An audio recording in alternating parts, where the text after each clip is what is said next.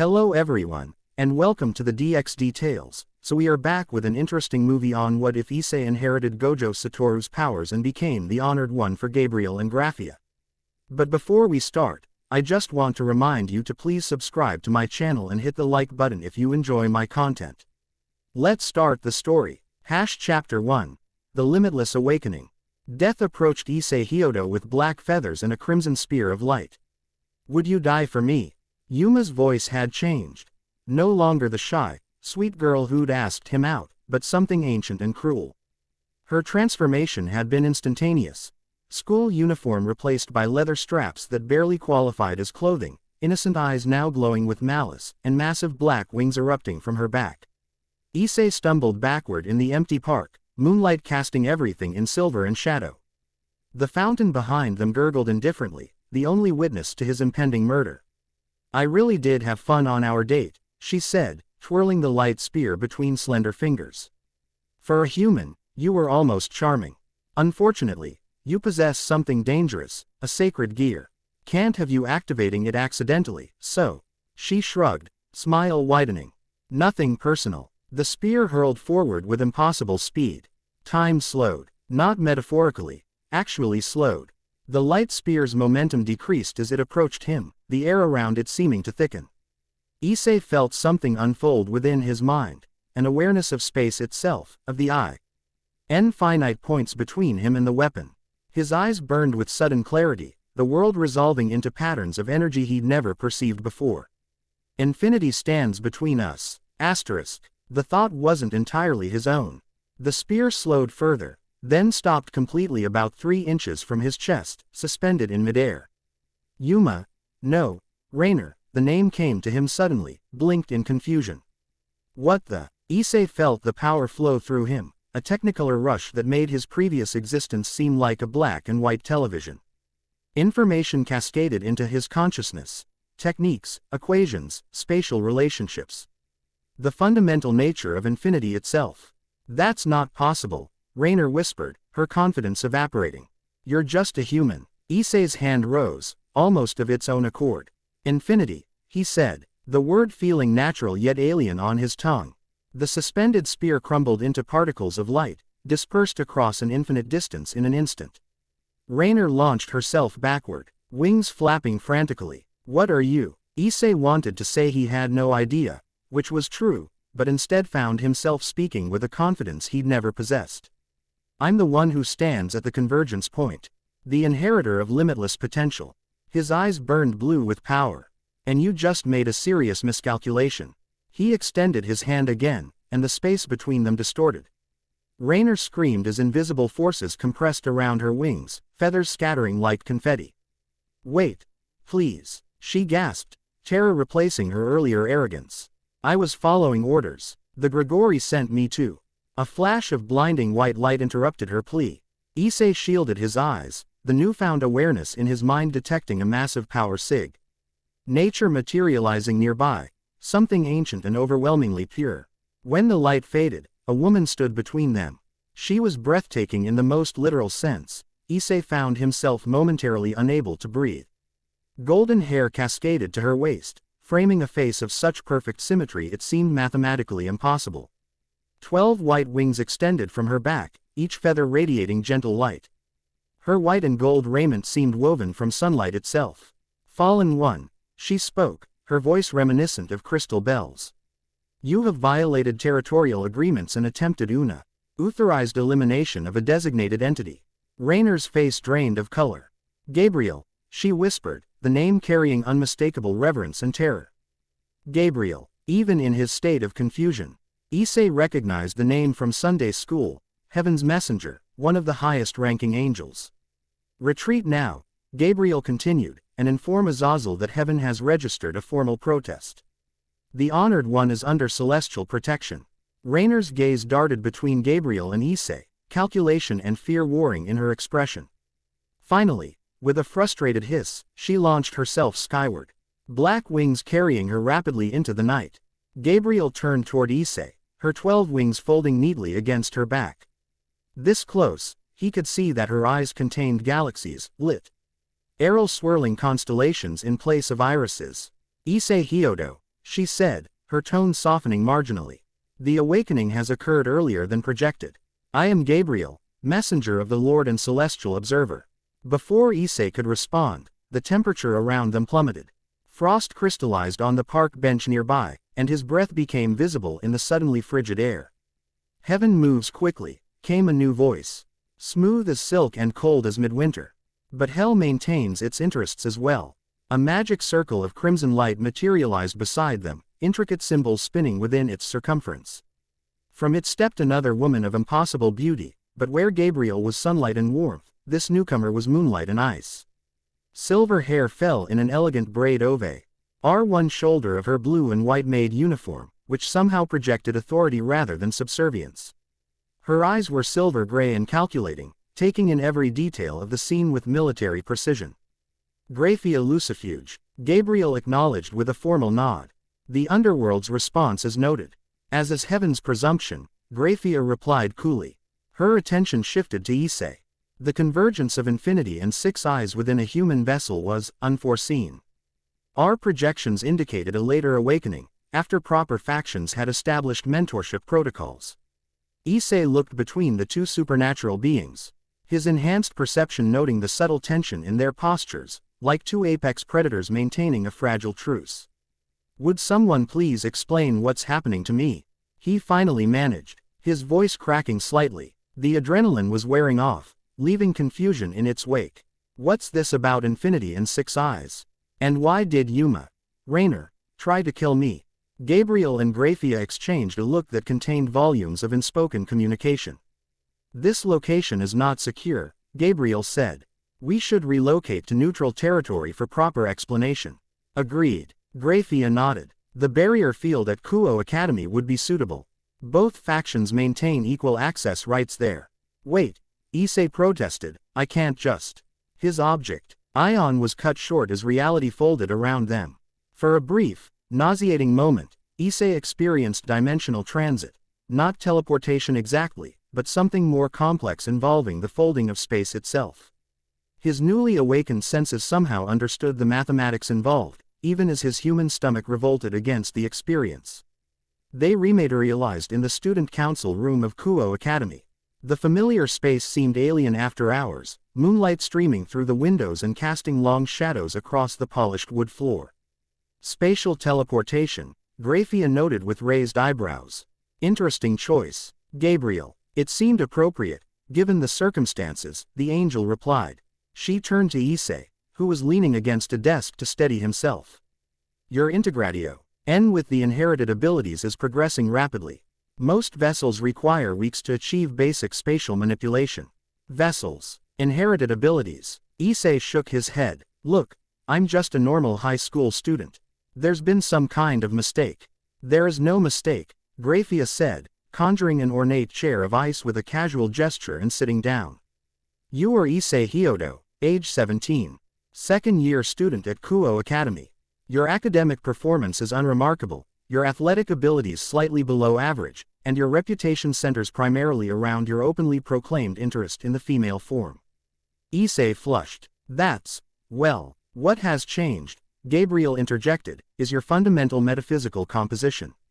As of approximately 23 minutes ago, you became the current inheritor of the limitless technique and the six eyes, abilities previously unknown in our dimensional plane. Our analysis indicates a cross-dimensional inheritance phenomenon, Grafiya continued. The power signature matches no known entity in the three realms registry, yet bears similarities to theoretical models of absolute spatial manipulation. Issei sank into a nearby chair. This is insane. Yesterday I was just worried about failing math, and now I'm, what? Some kind of dimensional anomaly. You are the honored one, Gabriel said, her tone suggesting capital letters. A prophesied existence whose emergence signals potential reconciliation between opposing supernatural factions. Or catastrophic destabilization, Grafiya added pragmatically. Prophecies tend toward ambiguity. Issei ran his hands through his hair. Okay, let's back up. Rainer, the fallen angel who tried to kill me, mentioned something called a sacred gear. Is that related to these abilities? The two supernatural women exchanged another loaded glance. Your case is unique, Gabriel explained. Sacred gears are divine artifacts created by the biblical God and implanted in human souls. You indeed possess one. The designation is boosted gear, containing the Welsh dragon Deidraig, one of the heavenly dragons. However, Grafiya continued seamlessly, that is now secondary to your inherited abilities. The limitless technique allows control over infinity itself, the convergence and divergence of an infinite number of points in space. The six eyes provide the computational ability to perceive and manipulate these infinities without mental or physical strain. Together, Gabriel said, they make you potentially the most powerful entity currently walking the earth. Issei laughed nervously. Right, me, the most powerful, that's ridiculous.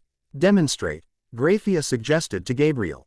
Concrete examples may assist comprehension. Gabriel nodded and materialized a light spear similar to Rainer's, though pure white rather than crimson. Attack me with your infinity barrier, she instructed Issei. I don't know how I did that before, he protested. It just happened. The knowledge is within you, Gabriel said. Your inherited memories contain the technique. Focus on the concept of the infinite space between us. Issei reluctantly raised his hand, trying to recapture the sensation from earlier.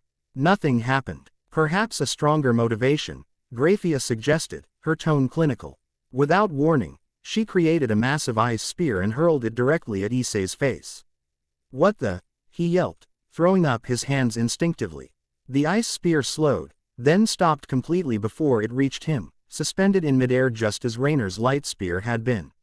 Automatic defensive activation, Grafiya observed, making a note on an ice tablet that appeared in her hand.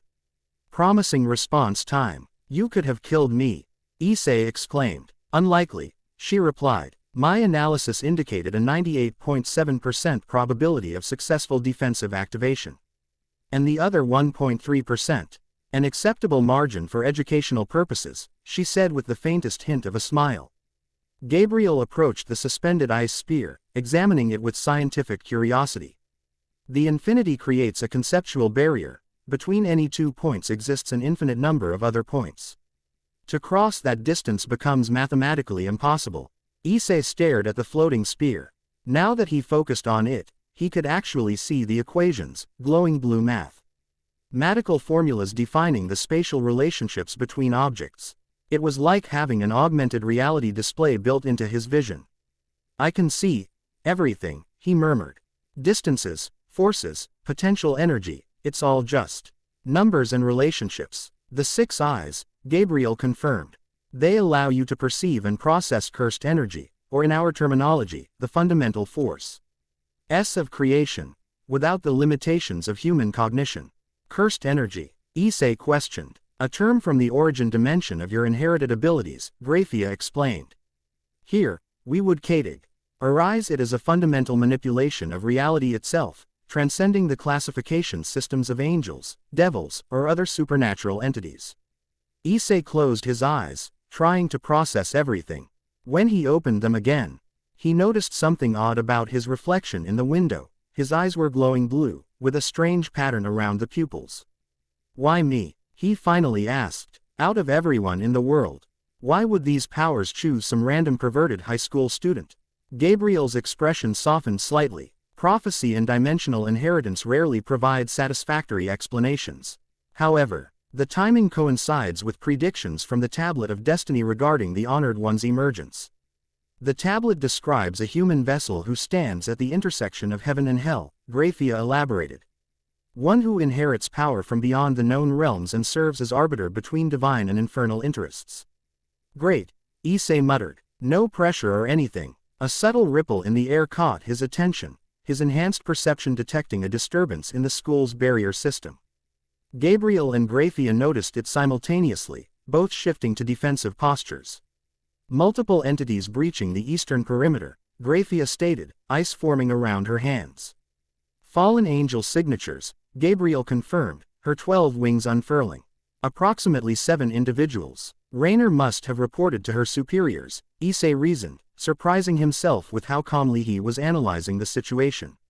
The Grigori would not authorize an attack on neutral territory, Gabriel said, frowning. This is likely a rogue faction. Their objective is obviously elimination of the Honored One before proper faction alignment can be established, Grafiya added. She turned to Issei. This presents an opportunity for practical application of your abilities. You want me to fight? Issei asked incredulously. I just found out about these powers 20 minutes ago. The inherited knowledge includes combat applications, Gabriel said. Trust your instincts. Before Issei could protest further, the windows exploded inward as dark shapes crashed through. 7 fallen angels, their black wings creating a storm of feathers, surrounded them in a loose semicircle. Unlike Rainer, these wore militaristic attire, reinforced leather armor adorned with silver symbols. The abomination must be eliminated, declared their apparent leader, a tall male with 4 wings and a jagged scar across one eye. Heaven and hell have no jurisdiction over dimensional anomalies. Your actions violate the Kuo Treaty, Gabriel stated, her voice now carrying an echo of divine authority. Withdraw immediately. The treaty doesn't cover extradimensional inheritance cases. The leader retorted. Our jurisdiction is clear. The balance must be maintained. Issei felt a strange calm settling over him as combat became inevitable. The mathematical patterns in his vision sharpened, mapping trajectories, force vectors, and potential attack patterns from each opponent. 7 opponents, he murmured. 3 on the left generating light weapons, 2 on the right preparing spatial bindings. The leader channeling a high-energy attack, and 1 maintaining a barrier against reinforcements. Grafiya gave him an appraising look. Tactical assessment capabilities are functioning well. The leader launched the first attack, a massive spear of sickly purple light that twisted unnaturally as it flew. Issei didn't think. He simply extended his hand and established an infinity barrier. The spear slowed, then stopped in midair. Reverse, Issei said, the technique coming naturally from his inherited knowledge. The spatial properties inverted, and the spear shot back toward its creator with increased velocity. The fallen angel barely dodged, the spear grazing his wing and drawing a howl of pain. Kill him, the leader shouted. The battle erupted in earnest. Light spears flew from multiple directions while Gabriel and Grafiya engaged 3 attackers each, leaving the leader for Issei. Issei found himself moving with unnatural grace, the 6 eyes mapping every attack trajectory before it manifested. He dodged 2 light spears without using his powers, then blocked a third with another infinity barrier. Cursed technique. Limitless blue, he intoned. The words rising from deep within his inherited memories. The air around him shimmered with azure energy as he established a spherical field of altered spatial properties. Within this field, Issei could control the very concept of distance. A fallen angel charging toward him suddenly found the distance between them increasing despite his forward momentum, like running on a treadmill that extended infinitely. Impossible, the angel growled, redoubling his efforts. Not impossible, Issei corrected, surprising himself with his confidence. Just an application of divergent infinity. Around him, Gabriel and Grafiya were demonstrating why they held such high positions in their respective hierarchies. Gabriel moved with blinding speed, her light weapon slicing through the fall. Angel's defenses with surgical precision. She didn't kill, Issei noted with interest, but incapacitated with calculated strikes to wings and weapon arms. Grafiya's fighting style was clinically efficient. Her ice constructs immobilizing opponents with mathematical precision. Her expression never changed from cool analysis as she systematically dismantled 2 attackers simultaneously. The leader, seeing his force rapidly neutralized, gathered dark energy between his hands. If we can't have the power, no one will.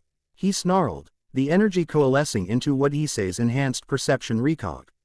Nizd is a self-destructive attack designed to take out the entire building. Time seemed to slow as Issei analyzed the situation. The explosion would destroy not just them but potentially much of the school. His mind calculated the necessary response with inhuman speed.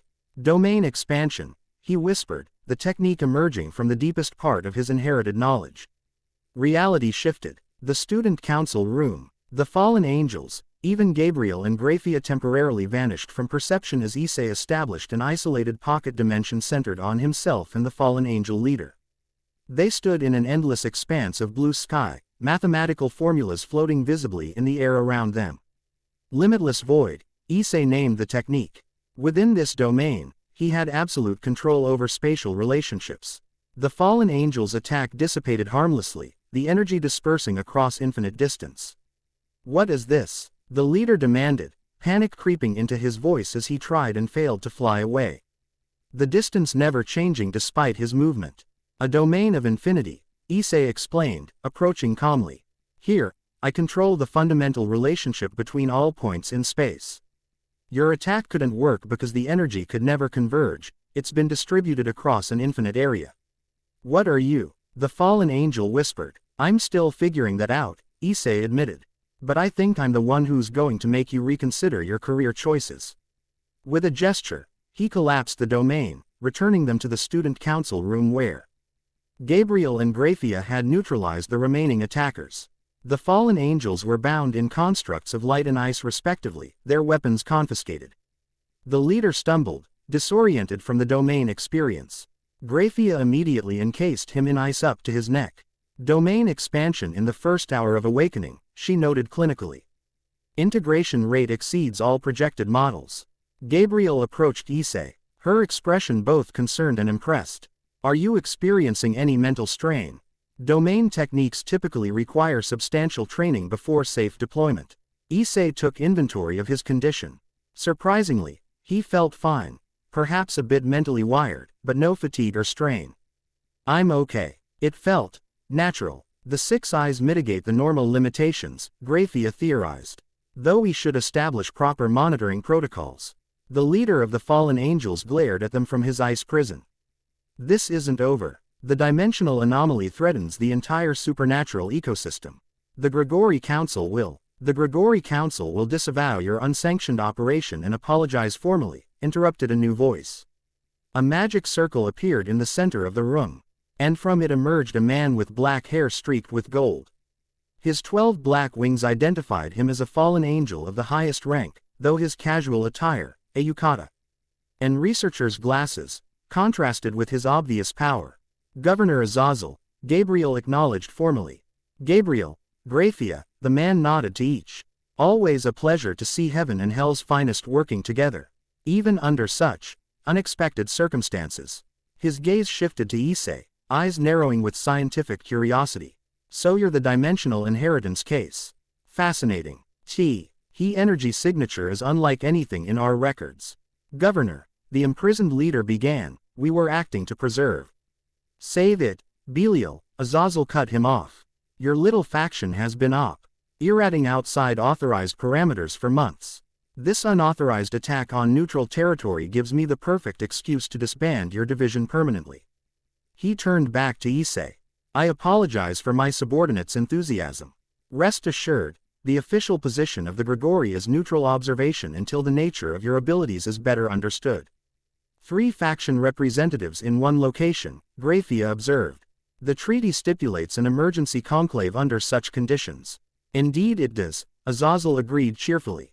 "Which means we have about 3 minutes before." The air shimmered as 2 more transportation circles appeared simultaneously. From one emerged a beautiful young woman with long black hair and violet eyes, wearing the Kuo Academy uniform. From the other stepped a handsome blonde man in an immaculate white suit. "The devils and angels send their secondary representatives," Azazel finished with a grin. "Rias Grimori," Grafiya acknowledged the young woman. "Heir to the Grimori territory and administrator of Kuo." "Michael," Gabriel greeted the blonde man with a respectful inclination of her head. Issei's enhanced perception immediately identified both newcomers as incredibly powerful, though in different ways. The girl radiated destructive potential, while the man's presence felt like concentrated sunlight. "I see we arrived just in time for the cleanup," Rias Grimori observed, surveying the bound fallen angels. Her gaze settled on Issei, eyes widening slightly. "Is this him? The dimensional anomaly?" "The honored one," Michael corrected gently. "As foretold in the Tablet of Destiny." "I have a name, you know," Issei interjected, irritation temporarily overcoming his awe. "It's Issei Hyodo." 5 pairs of supernatural eyes turned to him with varying expressions of surprise and interest. Azazel burst out laughing. "I like him already. Less than 2 hours with godlike power, and he's already developed an attitude." Convergence of infinity and 6 eyes creates unique psychological effects, Grafiya noted clinically. Accelerated confidence development appears to be one manifestation. Or perhaps, Gabriel suggested, the inheritance includes personality aspects from the original wielder. Issei frowned. Original wielder? You mean these powers belong to someone specific before me? An uncomfortable silence fell over the supernatural beings. The dimensional origin of your abilities is complex, Michael finally said. Our understanding is limited to energy signatures and theoretical models. The specific entity from whom you inherited these abilities exists outside our cosmological framework. In simpler terms, Azazel added, somewhere across the multiverse, someone with your powers died. Or released them at precisely the right moment for them to find you. The why and how are still mysteries. Rias approached Issei, studying him with undisguised curiosity. You were a normal human until today. No supernatural lineage or prior manifestations. Completely normal, Issei confirmed. Unless you count an unhealthy obsession with breasts as supernatural. Rias blinked, then laughed, a genuine, musical sound. Honesty is refreshing. Most newly awakened powerful beings try to seem mysterious and profound. Give him time, Azazel quipped. The profound part tends to develop after the first few assassination attempts. Which brings us to the immediate concern, Michael interjected. The Honored One requires protection and training while factional interests are negotiated. Heaven claims primary guardianship, Gabriel stated. The prophecy specifically mentions celestial guidance. After walking the path between shadow and light, Grafiya countered. The underworld has equal claim by prophetic precedent. While the Grigori maintains that scientific observation takes precedence over ancient tablets that have been translated a dozen times, Azazel added with a shrug. Issei looked between them, irritation growing. Do I get any say in this? Again, the supernatural entities exchanged surprised glances. The vessel traditionally accepts guidance from the dominant faction, Michael explained gently. Well, this vessel would prefer not to be called a vessel, Issei retorted. And I'd like to understand my options before being claimed like a piece of territory. Rias smiled approvingly. A rational request. Perhaps a joint custodial arrangement would be appropriate, representatives from each faction providing specialized knowledge in their areas of expertise. Neutral territory would be required, Grafiya noted. Kuo Academy already maintains truce status. And the boy needs to maintain his human connections and education, Azazel added. Azola. Qian tends to produce mentally unstable power wielders. Trust me, I've seen it happen too many times. Gabriel considered this. A cooperative approach would be consistent with the prophecy's reconciliation aspects. Issei raised his hand like he was in class. Quick question. Does this prophecy actually specify me by name, or is it one of those vague, chosen one, things that could apply to anyone with unusual powers? The supernatural beings exchanged glances again. The Tablet of Destiny describes one who stands at the convergence of infinity, whose six-fold sight perceives the truth behind creation, Michael recited.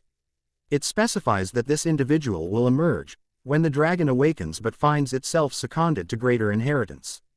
Your sacred gear contains Didrag, the Red Dragon Emperor, Rias explained. But instead of that power awakening fully, you received this dimensional inheritance that superseded it. So I was supposed to get dragon powers, but got infinity powers instead, Issei summarized. And that matches some ancient prophecy perfectly. Essentially, yes, Gabriel confirmed. Issei sighed deeply. Great. No pressure at all. The immediate concern. N is establishing proper protection protocols, Grafiya redirected the conversation. Today's incident demonstrates that rogue elements will target the Hun, Issei Hyodo, before proper factional agreements can be reached. I propose a tripartite guardian arrangement, Michael suggested. Heaven, Hell, and Grigori each providing a representative for guidance and protection. Heaven nominates Gabriel as primary celestial observer. He continued, gesturing to the 12-winged angel. The underworld assigns Grafiya Lucifuge as infernal representative, Rias added formally. Azazel grinned. I volunteer myself as the Grigori's contribution. Someone needs to document this fascinating case study. Issei looked between his three newly appointed guardians, the perfect angel, the elegant devil, and the laid-back fallen angel governor. Do I at least get to finish high school? Your education and social development are essential components of the observation protocol, Grafiya stated matter-of-factly. What she means, Azazel translated with a wink, is that yes, you get to be a normal teenager, just with 3 supernatural babysitters and occasional assassination attempts. We should address the dragon. Gabriel noted, the dormant sacred gear may have unpredictable interactions with the inherited abilities. Good point, Azazel agreed. Issei, try focusing on your left arm. See if you can sense something. Reptilian. Issei concentrated on his left arm as instructed. Beyond the new spatial awareness, he detected something else, a slumbering consciousness, ancient and powerful, curled around his soul like a sleeping dragon. Because that's exactly what it was. I can feel something, he confirmed. It's asleep, but aware of me somehow. The Welsh dragon, Deidraig, Rhys explained. One of the 2 heavenly dragons who nearly destroyed the world during their battle in ancient times. Their powers were sealed in sacred gears by the biblical god. The prophecy, Y indicates harmony between the inherited abilities and the dragon, Michael noted. Though the mechanism remains unclear. As if responding to their discussion, Issei felt a stirring in his left arm. Green light shimmered beneath his skin, forming intricate patterns before coalescing into a red gauntlet that covered his hand and forearm. The gauntlet featured a green jewel that glowed with inner light. Ah, perfect timing, Azazel said cheerfully. The dragon awakens. The jewel pulsed, and a deep, rumbling voice echoed in Issei's mind and the room simultaneously. Strange, very strange. My host has been augmented. Deidraig, Michael acknowledged formally. The Red Dragon Emperor awakens to unusual circumstances. Unusual indeed, the dragon's voice responded. My host contains power that tastes of another reality, infinite in nature, precise in application. Fascinating. Can you sense any conflict between your essence and the inherited abilities? Gabriel inquired. Conflict? No. Complementary, if anything. Where my power is force and multiplication, this inherited ability is precision and conceptual manipulation. Together, the dragon's voice held a note of wonder. Together, the potential exceeds standard parameters. That's what we were afraid of, Azazel muttered, though he looked more excited than concerned. Issei looked down at the gauntlet. Then at his other hand where blue energy shimmered faintly. So I have dragon power in one arm and infinity power, everywhere else. Simplified but essentially correct, Deidraig confirmed. Though the integration appears to be proceeding naturally. Given time, a complete synthesis is possible. Great, Issei sighed. So I'm not just inheriting powers from another dimension, I'm also hosting a legendary dragon. Any other surprises I should know about? Secret fairy bloodline, alien implants, chosen by the Force. Rhys laughed again. I think that's quite enough for one evening. The sun will rise soon. And you have school tomorrow. Issei blinked. School. After all this, you expect me to just go to class? Maintaining normal routines is essential for Psychologica. L stability during supernatural awakening, Grafiya stated. Also, Azazel added with a grin, it's hilarious watching newly empowered beings try to care about algebra. Gabriel placed a gentle hand on Issei's shoulder. Rest is necessary. Your mind and body are still adjusting to profound changes. Issei suddenly realized how exhausted he felt. The adrenaline was wearing off, leaving bone-deep weariness in its wake. Fine, he conceded, but I have about 1,000 more questions, which will be addressed systematically beginning tomorrow, Grafiya assured him. A comprehensive education schedule has already been formulated. Quote, of course it has, Issei muttered. Michael gestured, and the bound fallen angels vanished in flashes of light. They will be detained and questioned regarding their unauthorized operation. I'll handle the memory modifications for any humans who notice the disturbance, Rhys offered. And I'll set up a research lab in the old school building, Azazel added enthusiastically. So many tests to run, so little time. Issei felt overwhelmed again. Less than 3 hours ago, he'd been a normal teenager on a date. Now he was the prophesied honored one with 3 supernatural guardians. Infinity powers from another dimension, and a dragon living in his arm. Take me home, he said finally. I need sleep before I can process any more of this. Gabriel nodded sympathetically. I shall escort you. I will establish perimeter security at your residence, Grafiya added. And I'll drop by tomorrow with some fascinating reading material about dimensional theory.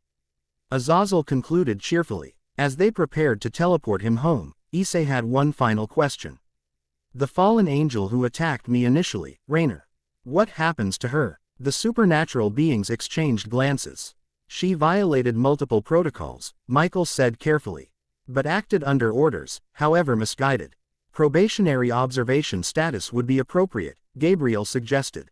Perhaps with restricted duties under supervision. Or she could be assigned to the research team, Azazel mused. Her perspective might be valuable. Issei considered this. Despite her attempt to kill him, he didn't particularly want Rainer severely punished. I'd prefer if she wasn't harmed, he decided. Maybe she can help figure out why all this is happening. Grafiya studied him with renewed interest. Mercy toward an assassin, noted. With that, Gabriel placed her hand on Issei's shoulder, and reality shifted around them. They rematerialized in his bedroom, the family. Liar space now feeling strangely alien after all he'd experienced. Rest, Gabriel instructed gently. Your human body requires recovery time despite the Six Eyes mitigation of mental strain. Will you? Issei hesitated. Will you be here when I wake up? Something softened in the angel's celestial eyes. One of us will always be nearby, Issei Hyodo. That is our duty now. And the prophecy. What exactly am I supposed to do as this, honored one? Gabriel considered her answer carefully. Prophecies provide guidelines, not instructions. The tablet speaks of reconciliation between realms. Of a power that stands between heaven and hell without belonging to either. Beyond that, she smiled faintly. The path is yours to determine. As she faded into light, returning to whatever celestial realm she called home. Issei collapsed onto his bed. His last conscious thought before sleep claimed him was to wonder if he could use infinity powers to peek into the girl's locker room undetected. Some things about Issei Hyodo hadn't changed after all. He dreamed of infinite blue skies and a white-haired man in strange black clothing who smiled beneath a blindfold and whispered, "Interesting choice, universe. Let's see what he does with it." Chapter 1 End Chapter 2, Divine Protocol and Infernal Politics. Morning sunlight filtered through Issei's bedroom curtains, transforming ordinary dust motes into dancing galaxies. He blinked awake, momentarily disoriented by the mathematical patterns overlaying his vision, geometric equations describing the precise trajectory of each particle. The exact wavelengths of light refracting through the air. Not a dream, he murmured, staring at his left hand where the dragon's power slumbered, then at his right where faint blue energy occasionally flickered between his fingers. His alarm clock showed 6:15 a.m. School started at 8:30. How am I supposed to just go to class after everything that happened yesterday? He wondered aloud. Maintaining normal social patterns facilitates psychological stability during supernatural awakening, came a precise, familiar voice. Issei yelped, yanking his blanket up to his chin as he spot Ted Grafiya Lucifuge standing beside his desk. The silver-haired devil wore the same elegant maid uniform as yesterday, her posture perfect and expression impassive as she consulted a floating tablet made of crystalline ice. How long have you been standing there? He demanded. 7 hours, 23 minutes, and 14 seconds, she replied without looking up. Your sleep cycles indicated normal REM patterns despite the metaphysical alterations. Interesting. You watched me sleep all night. Observational protocols require continuous monitoring during the initial adaptation phase. She finally looked at him. One silver eyebrow arched slightly. Your nocturnal verbalizations were enlightening. Issei felt his face burn. What did I say? Multiple references to memory-related ambitions. 3 separate scenarios involving the Kuo Academy Kendo team. One surprisingly detailed architectural plan for a transdimensional viewing chamber providing optical access to various female-designated private spaces. If possible, Issei's face grew even hotter. That's, the integration of inherited abilities with existing personality traits produces fascinating cognitive juxtapositions. Grafiya noted clinically. The combination of dimensional manipulation concepts with adolescent human male sexual preoccupations is unprecedented in our observational records. Can we please change the subject? Issei pleaded. The faintest hint of amusement flickered in her silver eyes. As you wish. Your educational orientation begins in 20 minutes. Celestial protocols first, followed by infernal political structures after lunch. Today. But I have school. Arrangements have been made with the academic institution. Your absence has been excused under medical necessity protocols. Issei sighed, throwing back his covers and standing up. Do I at least get breakfast first? Nutritional requirements have been calculated based on enhanced metabolic demands. She gestured toward his desk where a meal had been arranged. Steaming rice, grilled fish, miso soup, pickled vegetables, and what appeared to be a glowing blue beverage in a crystalline glass. What's the blue stuff? He asked suspiciously. Spatial attunement supplement. It will facilitate your conscious control over the inherited infinity manipulation abilities. Issei approached the desk cautiously. The food looked and smelled delicious, far better than his usual hasty breakfast. Did you make this? Food preparation falls within standard custodial responsibilities, Grafiya Rep. Lied with a slight inclination of her head. The Lucifuge household maintains exemplary standards in all domestic duties. As Issei sat down to eat, he noticed subtle magical sigils inscribed around his room, glowing faintly blue, red, and gold in his enhanced vision. Protection wards, Grafiya explained, following his gaze. Collaborative security measures implemented by all three factions. The gold sigils are celestial shields maintained by Gabriel. The red are infernal barriers under my jurisdiction. The blue represent Governor Azazel's contribution, detection and alert systems with integrated anti-scrying measures. Issei took a bite of the grilled fish, which was perfectly cooked. So I'm basically living in a supernatural fortress now.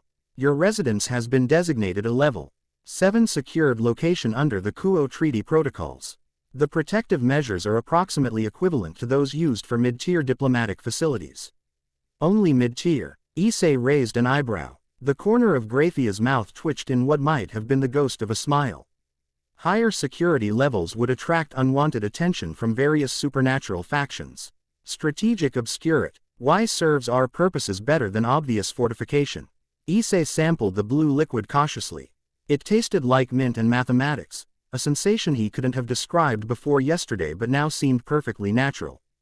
The equations in his vision sharpened immediately, gaining definition and clarity. Whoa, he breathed, watching as his perception of spatial relationships expanded exponentially. The supplement enhances the connection between your consciousness and the inherited spatial manipulation framework, Grafiya explained. Regular consumption will accelerate your integration with the abilities. It's like I can see everything more clearly, Issei marveled. Not just visually, but conceptually.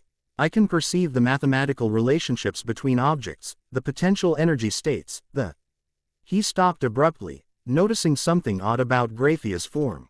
Her physical appearance remained the same, but his enhanced perception detected something else, a massive, complex structure of power and information overlaid on her human-like shape, extending into dimensions his mind couldn't fully comprehend. Your true form, he murmured in wonder. I can almost see it. Grafiya's eyes widened fractionally, the most surprise she'd shown yet. Fascinating. The 6 eyes are developing ahead of projected timelines. She made a note on her ice tablet.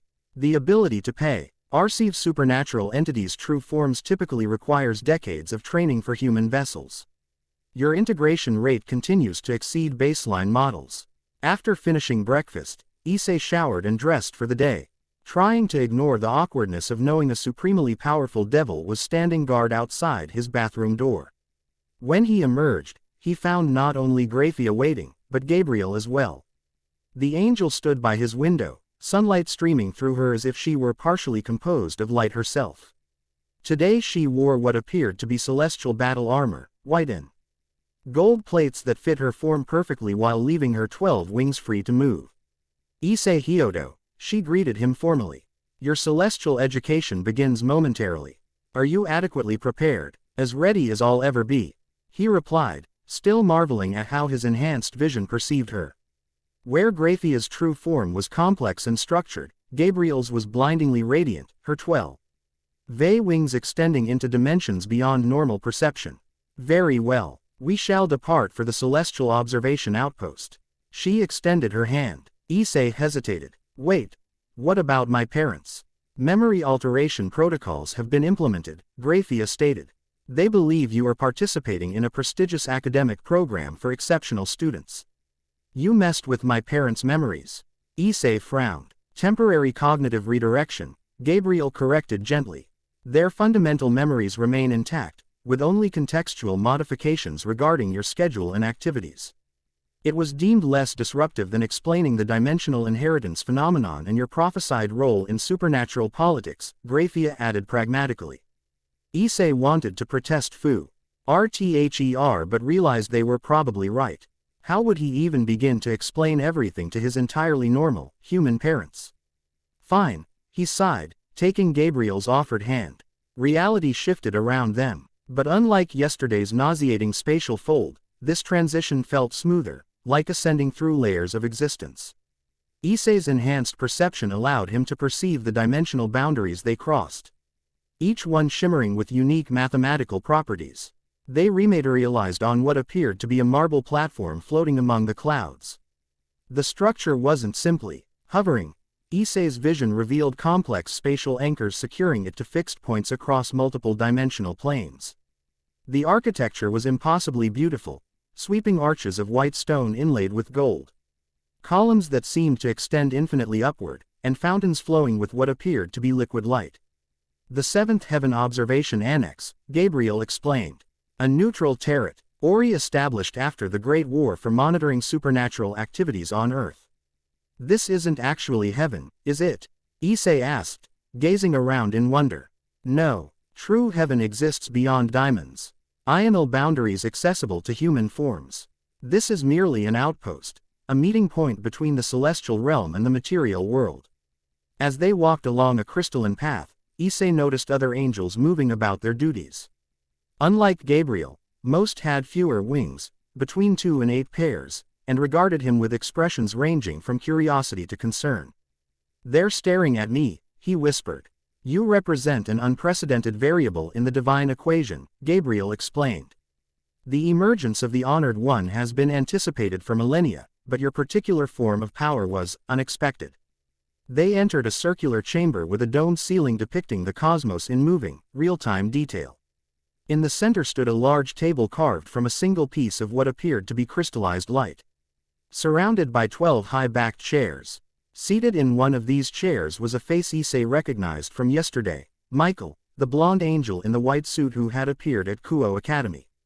Today his attire was more formally celestial, golden armor similar to Gabriel's but with more elaborate engravings.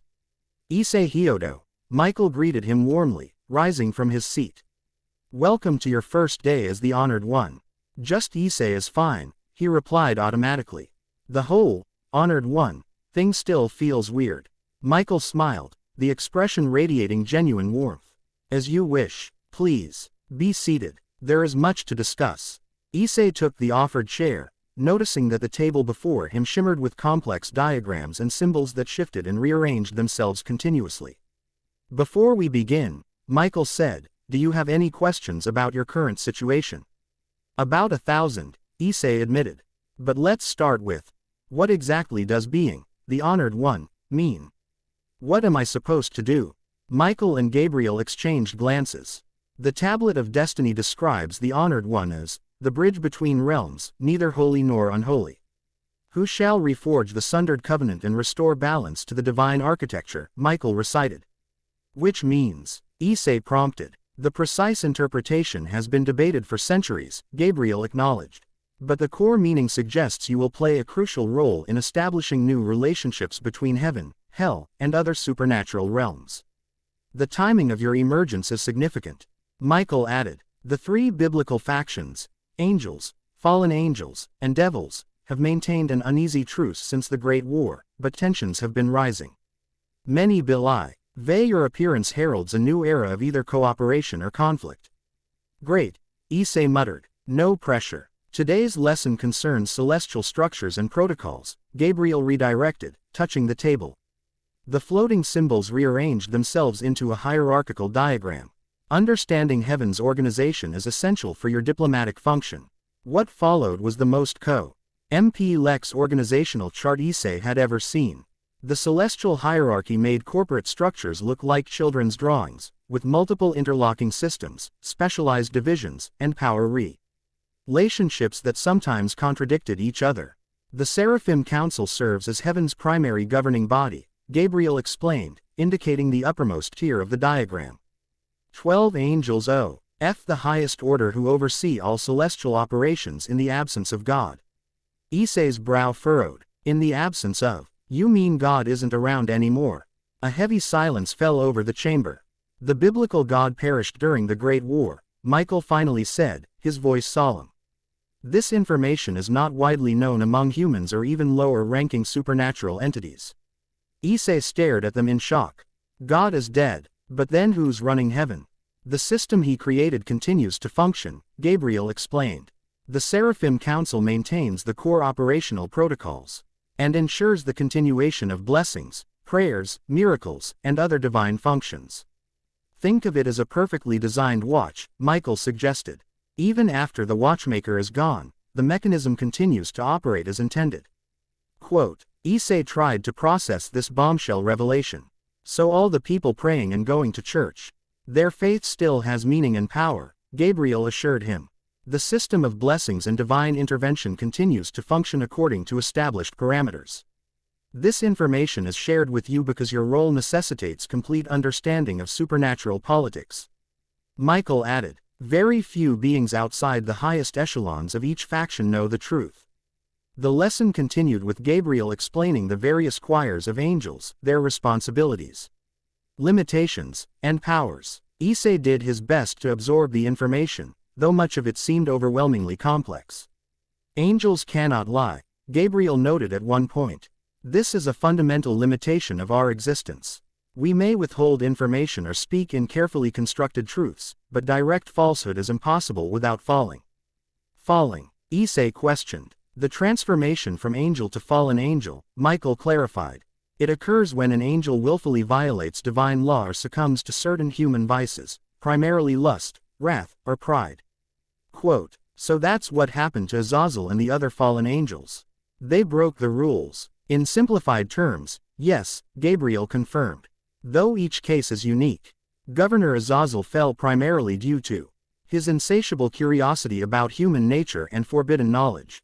The education session continued for hours, covering everything from celestial geography to divine energy manipulation. By midday, Issei's head was spinning with information. I think that's enough for today, Michael said kindly, noting Issei's overwhelmed expression. The integration of celestial knowledge requires time for proper assimilation. There will be regular continuing education sessions, Gabriel added. Today's overview provides merely the foundation. Issei rubbed his temples. And I still have the Inferna. Politics lesson with Grafiya this afternoon. Balance between perspectives is essential for your role, Michael reminded him. Understanding both heaven and hell will allow you to stand effectively between them. As if summoned by her name, a crimson magic circle appeared in the chamber. From it stepped Grafiya, her expression as composed as ever. The celestial orientation appears to have concluded on schedule, she observed. The infernal educational protocol is prepared to commence. Gabriel rose gracefully. I shall return at the conclusion of today's lessons to discuss practical applications of your inherited abilities. Quote, with a nod to Michael and Grafiya, she departed in a shimmer of light. The underworld awaits your presence, Issei Hyodo, Grafiya stated, extending her hand. Issei looked uncertainly at Michael, who smiled encouragingly. Fear not. The safe passage of the Honored One is guaranteed by multiple treaties. You will return unharmed. Taking a deep breath, Issei placed his hand in Grafiya's. Again, reality shifted around them, but where the transition to the celestial outpost had felt like ascending, this movement felt like plunging through layers of increasing density and complexity. They emerged in what appeared to be a massive library carved from obsidian and marble. Countless bookshelves stretched in all directions, some extending impossibly upward beyond normal perspective. Magical lights illuminated the space, casting everything in a rich, crimson glow. The Lucifuge Historical Archives, Grafiya announced. One of 72 major repositories of infernal knowledge. This location has been designated secure for your educational purposes. Issei gaped at the sheer scale of the library. This is in hell, the underworld, Grafiya corrected.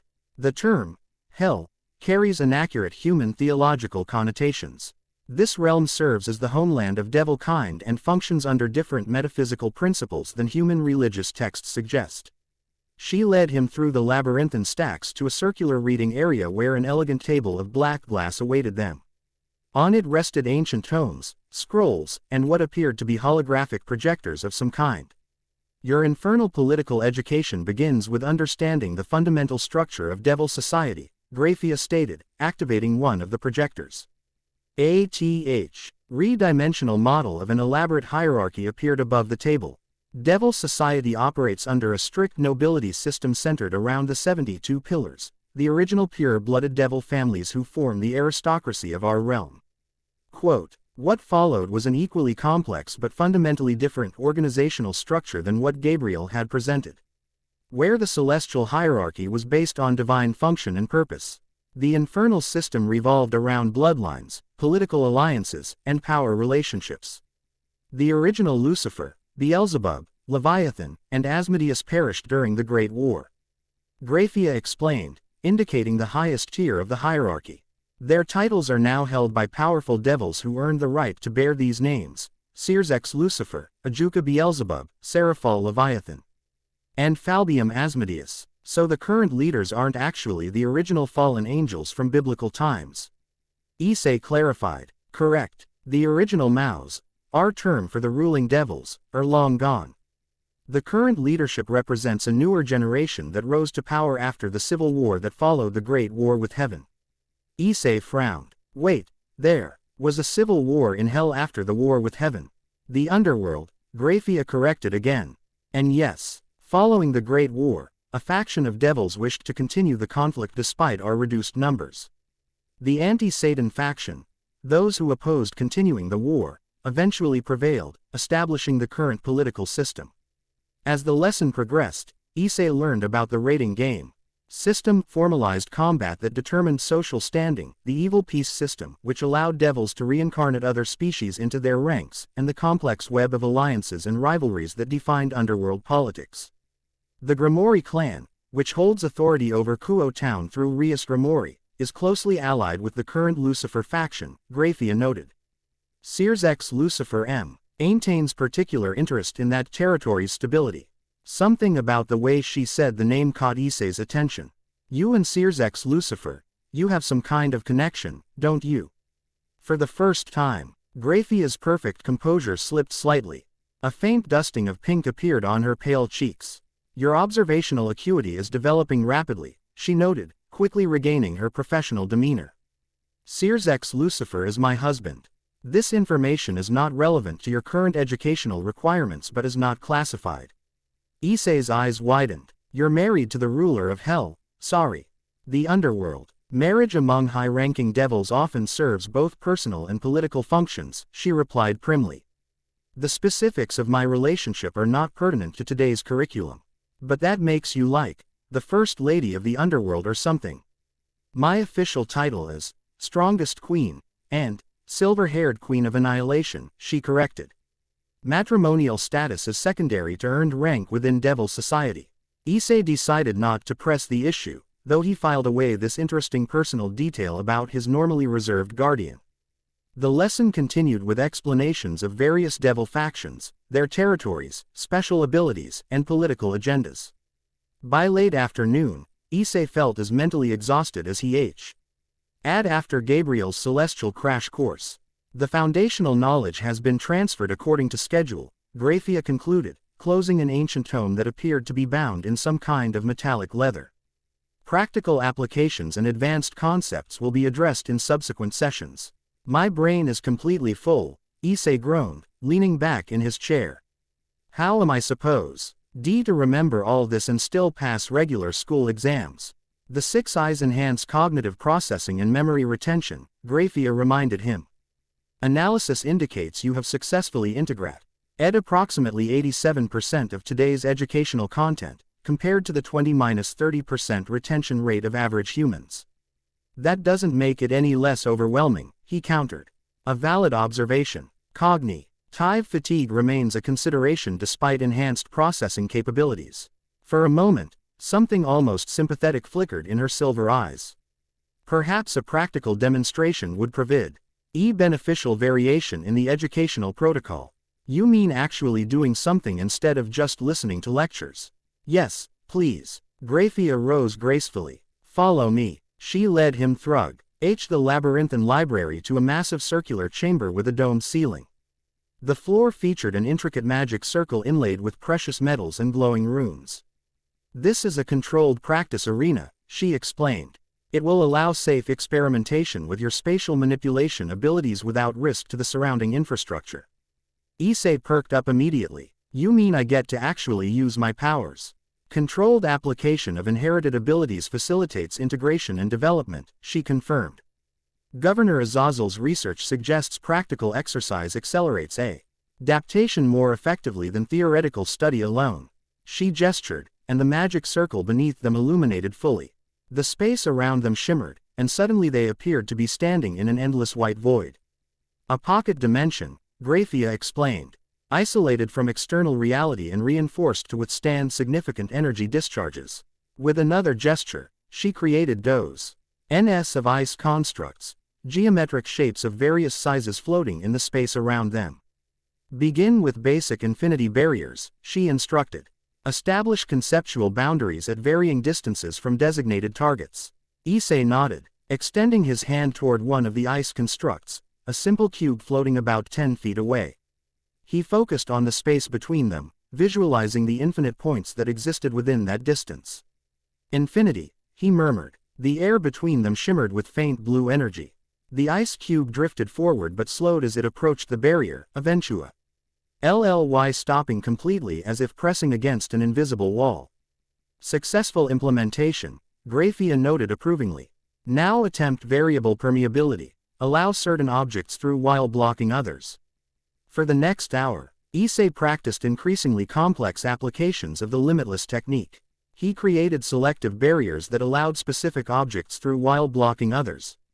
Established attraction and repulsion fields based on mathematical properties, and even managed a rudimentary version of the teleportation technique Gabriel had used yesterday. Your progress exceeds projected parameters, Grafiya observed as Issei successfully created a spherical domain that reversed the direction of anything entering it. The integration of inherited knowledge with conscious application typically requires months of training. It feels natural, Issei explained, watching the blue energy flow between his fingers. Like I've always known how to do this, but just forgot until now. Dimensional inheritance phenomena often include procedural memory transfer, she noted. Though your case appears particularly comprehensive. As Issei continued practicing, he felt something else stir within him, the dragon. Didrag, awakening from its slumber.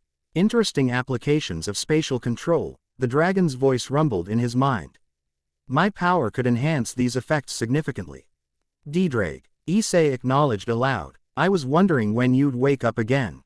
Grafiya's attention sharpened. The dragon consciousness has reactivated. I have been observing, Didrag replied, his voice audible to both of them. The inherited abilities are remarkable, but their potential increases exponentially when combined with my own power. How would that work? Issei asked curiously. My fundamental ability is multiplication of power, the dragon explained. Applied to spatial manipulation, the effects could transcend standard dimensional limitations.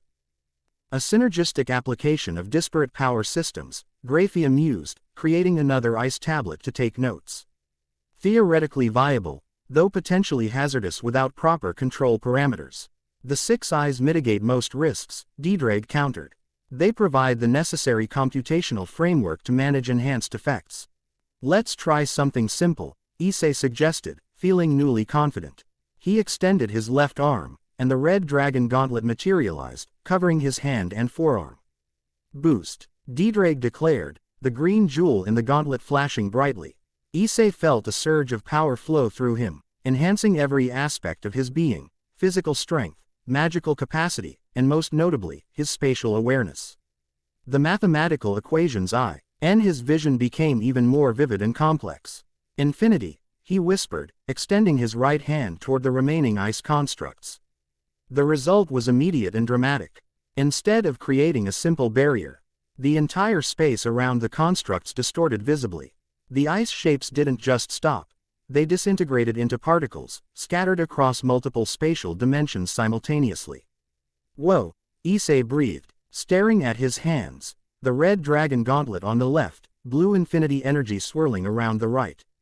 Remarkable, Grafiya stated, actually looking impressed. The combination creates effects beyond standard Infinity applications. This requires documentation and further analysis. A promising start, Drake rumbled approvingly. With practice, we could develop entirely new techniques. Before they could experiment further, a communication circle appeared beside Grafiya. She frowned slightly as she received whatever message was being transmitted. Our educational session must conclude, she announced. Your presence is requested at Kuo Academy. An unexpected development requires attention. What kind of development? Issei asked, the dragon gauntlet disappearing from his arm. Tsubaki Shinra, vice president of the student council, has detected anomalies in the school's barrier system. Her analysis has revealed traces of your spatial manipulation energy. Is that bad? It is complicated, Grafiya admitted. The student council members are aware of supernatural elements but have not been briefed on your specific situation. Your inherited abilities have created unique signatures that have drawn attention. She dispelled the practice dimension with a gesture, returning them to the library. We must address this matter promptly to maintain operational security. Another crimson magic circle formed beneath their feet, and reality shifted once more. They rematerialized in the student council room at Kuo Academy, the same place where Issei had first met with the faction representatives yesterday. Standing by the window was a young woman Issei recognized as Tsubaki Shinra, the stern, glasses-wearing vice president of the student council. Her long black hair was tied back in a neat ponytail, and her expression was one of intense concentration as she studied what appeared to be magical symbols floating in the air before her. She turned as they appeared, her eyes widening slightly behind her glasses. Grafiya-sama, she acknowledged with a formal bow. Thank you for responding so quickly to my message. Her gaze shifted to Issei, sharpening with analytical interest. Hyodo-kun, you're the source of the spatial anomalies I've been tracking. Tsubaki Shinra has detected the unique energy signature of your inherited abilities. Grafiya explained to Issei. As vice president of the student council and a high-ranking member of Sona Citre's peerage, she maintains the school's barrier systems. These energy patterns are unlike anything in our classification system, Tsubaki stated, adjusting her glasses as she studied Issei with newfound interest. The mathematical complexity exceeds standard devil, angel, or yokai signatures by several orders of magnitude. She gestured to the floating symbols, which Issei now recognized as a visualization of his own spatial manipulation energy.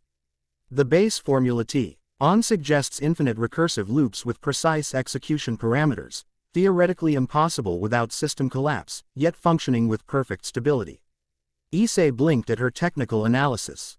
You figured all that out just by looking at energy traces. Tsubaki Shinra specializes in analytical magic and mirror-based dimensional manipulation, Grafiya noted. Her observational capabilities are exceptional even by devil standards. Tsubaki's expression remained professional, but Issei noticed a slight blush at the rare compliment from someone of Grafiya's stature. The energy signature first appeared yesterday evening. Tsubaki continued, coinciding with the unauthorized fallen angel incursion. Initial analysis suggested a new type of barrier technology, but further examination revealed it to be a fundamental property of space itself being altered. She looked directly at Issei, dark eyes intense behind her glasses. You've somehow acquired the ability to manipulate the basic mathematical constants of reality. That should be impossible. It's complicated, Issei offered weakly. Issei Hyodo's status has been updated to prioritized supernatural entity under the Kuo Treaty, Grafiya stated formally. Complete briefing requires authorization from all three faction representatives. Tsubaki frowned slightly. This level of classification exceeds standard protocols for Kuo territory. What exactly has Hyodo-kun become? Before Grafiya could answer, the door to the student council room opened. Sona Citre, the student council president, entered with her characteristic calm efficiency. With short black hair, violet eyes, and an aura of natural authority, she commanded respect despite her youthful appearance. Grafiya-sama, Sona greeted with a formal bow. I apologize for the intrusion. But given Tsubaki's findings, I felt my presence was warranted. Your arrival is timely, Grafiya acknowledged. The situation requires expanded security clearance. Sona turned her analytical gaze to Issei. Hyodo-kun, Yesterday you were a normal human with an unawakened sacred gear. Today your energy signature is setting off every detection system in the territory.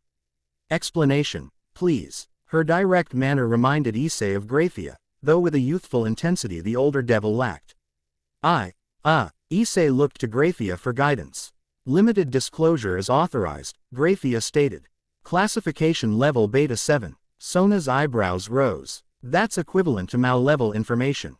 Correct. Sona and Tsubaki exchanged significant looks.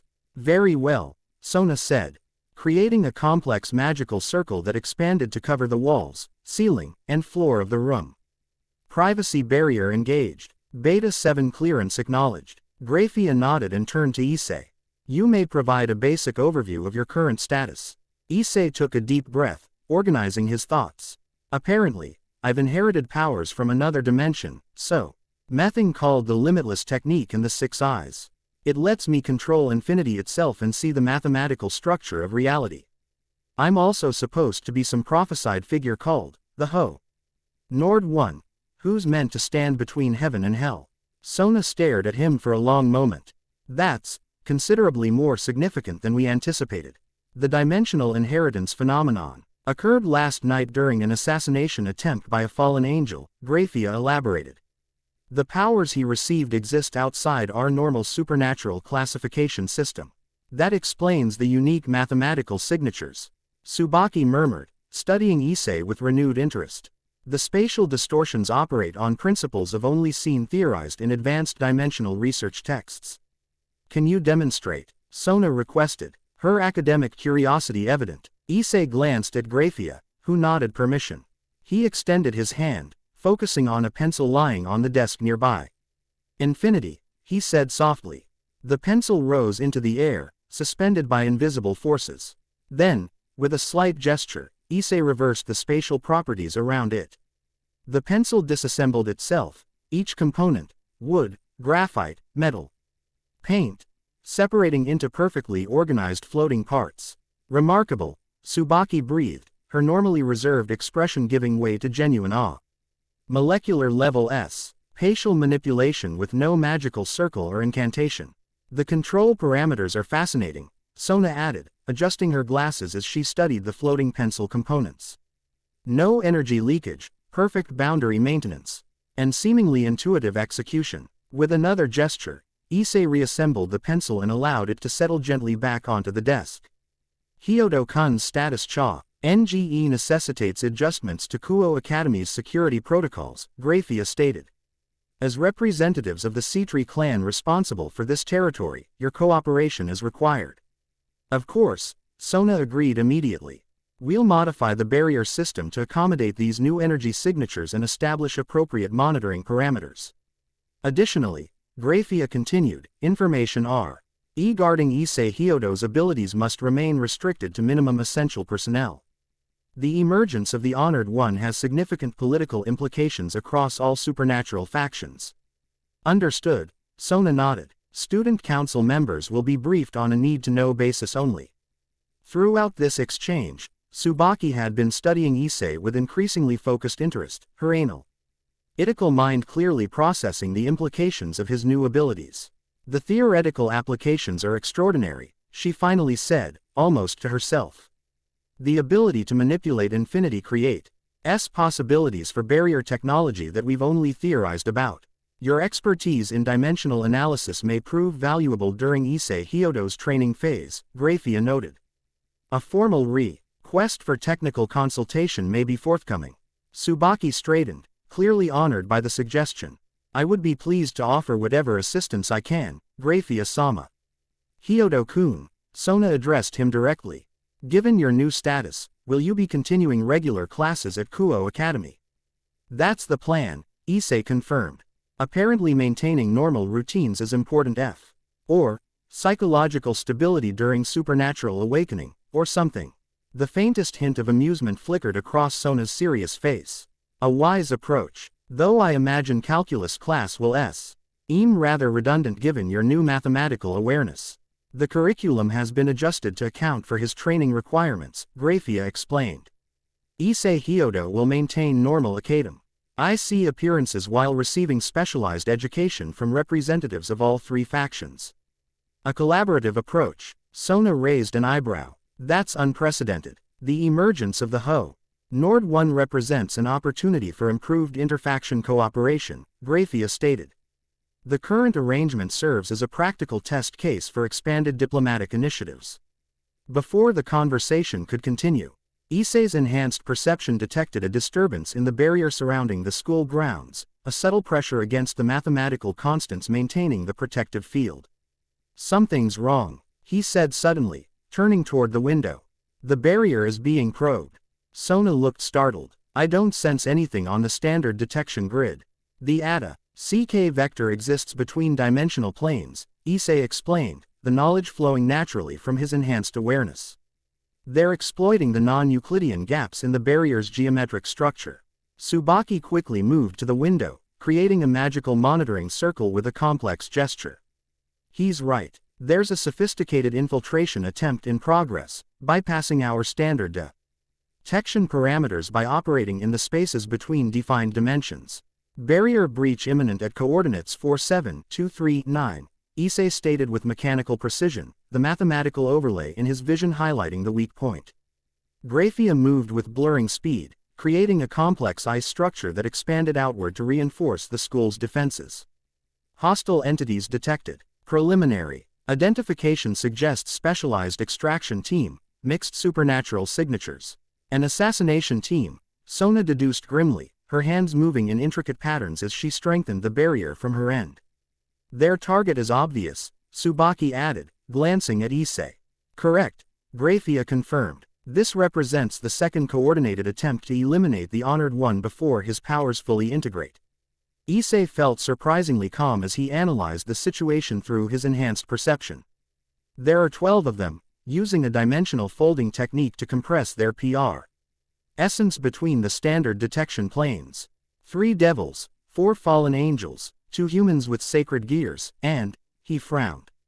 3 signatures I don't recognize. Your perceptual acuity continues to exceed expectations. Grafiya noted, creating an ice communication circle. Alert transmitted to Gabriel and Governor Azazel. Estimated response time, 3 minutes. We may not have 3 minutes. Sona warned as cracks began appearing in the dimensional barrier, visible only to those with supernatural sight. I can reinforce the critical junction points, Tsubaki offered, summoning her acred gear, a large mirror that floated before her. Mirror Alice can reflect and redirect the dimensional pressure. Negative, Grafiya countered. Standard countermeasures will be ineffective against their approach vector. We require specialized spatial manipulation to counter their technique. All eyes turned to Issei. Me, he asked, though he already understood what was needed.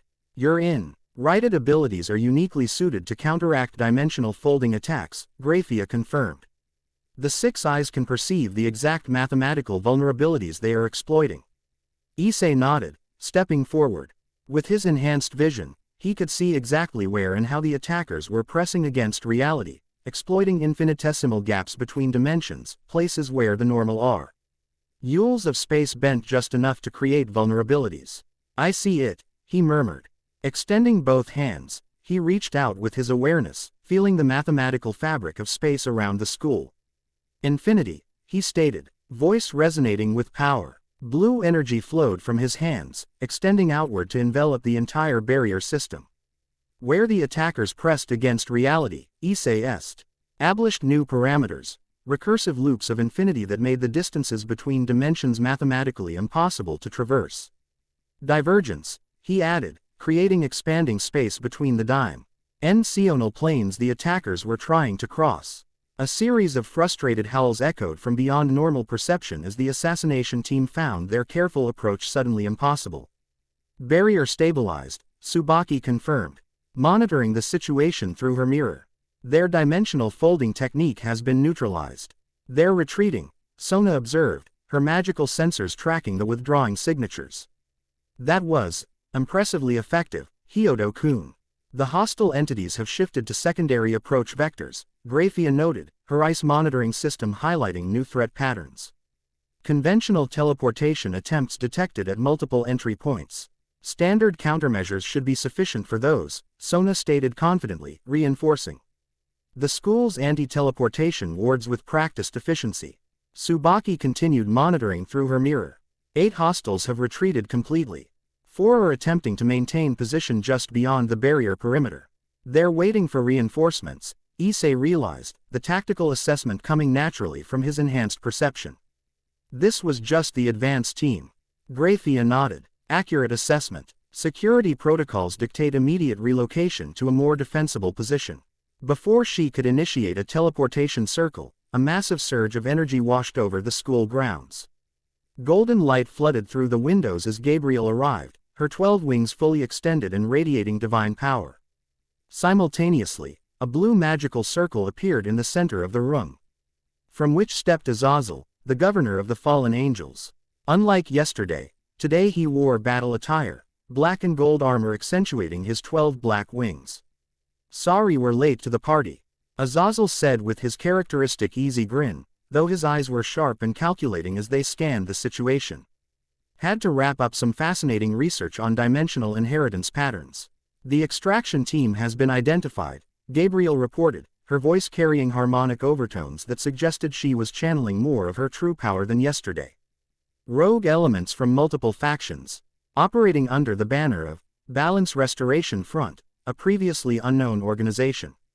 Fanatics who believe the Honored One threatens supernatural equilibrium, Azazel elaborated, creating a complex magical diagram in the air. They've been recruiting across faction lines, promising that eliminating Issei will prevent some prophesied catastrophe. Their interpretation of the Tablet of Destiny focuses on the destructive potential rather than unification aspects, Gabriel added. Fascinating, Sona murmured. A cross-faction terrorist organization formed specifically to target Hyodo-kun. Quote, I'm honored, Issei remarked dryly. Nothing says, you're important, quite like multiple assassination attempts in your first 24 hours with powers. Azazel laughed. I like your attitude, kid. Most people would be freaking out by now. The 6 eyes provide enhanced emotional regulation during crisis scenarios, Grafiya noted. A beneficial adaptation for high-stress diplomatic functions. The remaining hostiles have withdrawn completely, Tsubaki reported, dismissing her mirror.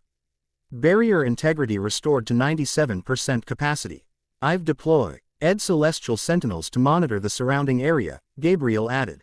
No additional hostile movements detected within a 5-kilometer radius. Well, that was an exciting first day on the job, Azazel remarked cheerfully. How's the training going, by the way? Making progress with those fancy space powers. He successfully implemented domain expansion during this morning's practical session, Grafiya reported. Integration rate continues to exceed baseline projections.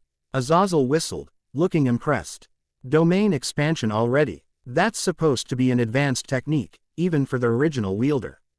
Issei Hyodo demonstrates natural affinity for spatial manipulation concepts, Gabriel observed. The inherited knowledge appears to be integrating seamlessly with his consciousness. Throughout this exchange, Sona and Tsubaki had been listening with increasing interest, clearly processing the implications of everything they were hearing. If I may, Sona interjected politely but firmly.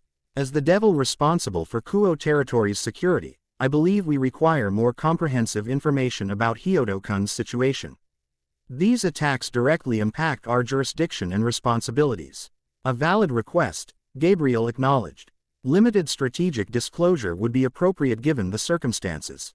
I volunteer to give the exciting presentation, Azazel offered with a grin. I've been developing some fascinating visualizations of the dimensional inheritance phenomenon.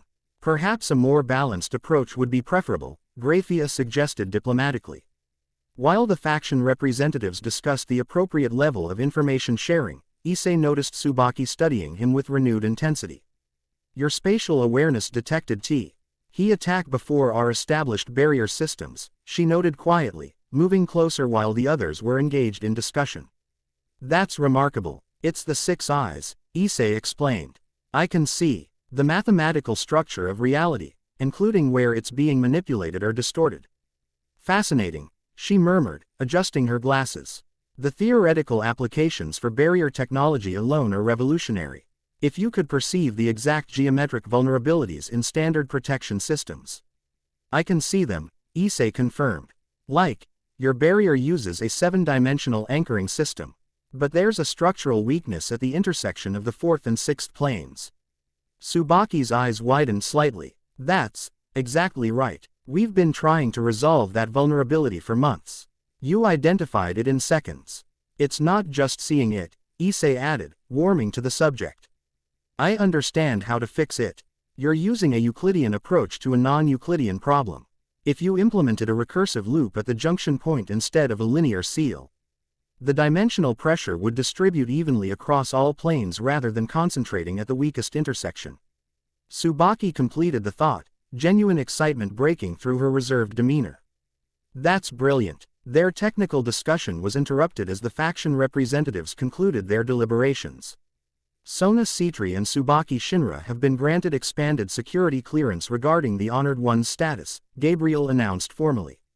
As territorial administrators, their cooperation is essential for maintaining appropriate security protocols. Additionally, Azazel added with a mischievous glint in his eye, we've decided to establish a research outpost here at Kuo Academy. Might as well study the kid where he spends most of his time, right? The old school building has been designated as a neutral research facility, Grafiya elaborated. Quote, representatives from all 3 factions will maintain a permanent presence to monitor Issei Hyodo's development and provide continued education. My peerage will coordinate with your security teams, Sona offered. All business now that official arrangements were being made. We'll adjust patrol schedules and barrier maintenance accordingly. Tsubaki Shinra's expertise in dimensional analysis has been noted, Gabriel added. Her technical consultation would be valuable for certain aspects of Issei Hyodo's training. Tsubaki straightened, clearly honored by the recognition. I would be pleased to offer whatever assistance I can. Excellent. Azazel clapped his hands together. Now that the boring administrative stuff is settled, how about a practical demonstration of these fancy new powers? I've been dying to see the limitless technique in action since I first detected the dimensional anomaly. That would be premature, Grafiya stated firmly. Issei Hyodo has already exerted significant energy reinforcing the barrier. Further demonstrations should be conducted in controlled environments after proper rest periods. Always the responsible one, Azazel sighed dramatically. Fine, fine. Rain check on the cool power demonstration. Speaking of rest, Gabriel interjected gently, Issei Hyodo has undergone intensive educational sessions throughout the day. Human physiology requires regular recovery periods, even with enhanced capabilities. Issei realized suddenly how exhausted he felt. The adrenaline from the attack was wearing off, and the mental strain of absorbing so much information, celestial hierarchies, infernal politics, barrier mathematics, was catching up to him. I could definitely use some downtime, he admitted. This has been the longest day of my life. Your residence has been secured for the evening cycle, Grafiya informed him. I will escort you home and implement the night watch protocol. I've got first shift tomorrow morning, Azazel added cheerfully. We're going to dive into the fascinating science behind dimensional inheritance. Bring your thinking cap. As they prepared to depart, Tsubaki approached Issei once more. Hyodo-kun, she said, her formal tone belied by the intellectual curiosity in her eyes. If you're amenable, I would like to discuss barrier mathematics with you in more detail. Your insights could be valuable. Sure, Issei agreed, surprised by how much he'd enjoyed their technical conversation earlier. That would be cool. A faint smile crossed her normally serious face. Thank you. I'll coordinate with your guardians to establish an appropriate time. As Grafiya prepared a transportation circle to take them home, Issei reflected on how dramatically his life had changed in just over 24 hours. From ordinary perverted high school student to dimensional anomaly with 3 supernatural guardians, a dragon in his arm, and apparently enough power to warrant cross-faction assassination attempts. And somehow, he was handling it all with surprising equilibrium. Whether that was the 6 Eyes' emotional regulation effect or just shock hadn't yet been determined. The teleportation circle activated, shifting reality around them. They rematerialized in Issei's bedroom, which now featured even more elaborate protection sigils than this morning. Additional security measures have been implemented following today's incident, Grafiya explained, noting his observation of the new sigils. The residence is now classified as a level 8 secured location. So I've been upgraded from mid-tier to high diplomatic priority, she confirmed. Equivalent to an embassy or consulate in human terms. Issei sank onto his bed, the weight of the day finally settling fully on his shoulders. This is all still so hard to believe. Yesterday I was just Issei the pervert, and now I'm some prophesied figure with factions fighting over me and assassins trying to kill me. Song. Anything almost sympathetic flickered in Grafiya's silver eyes. Adaptation to significant status changes requires time. Your integration rate remains exceptional given the circumstances. Thanks, I guess. Issei ran a hand through his hair.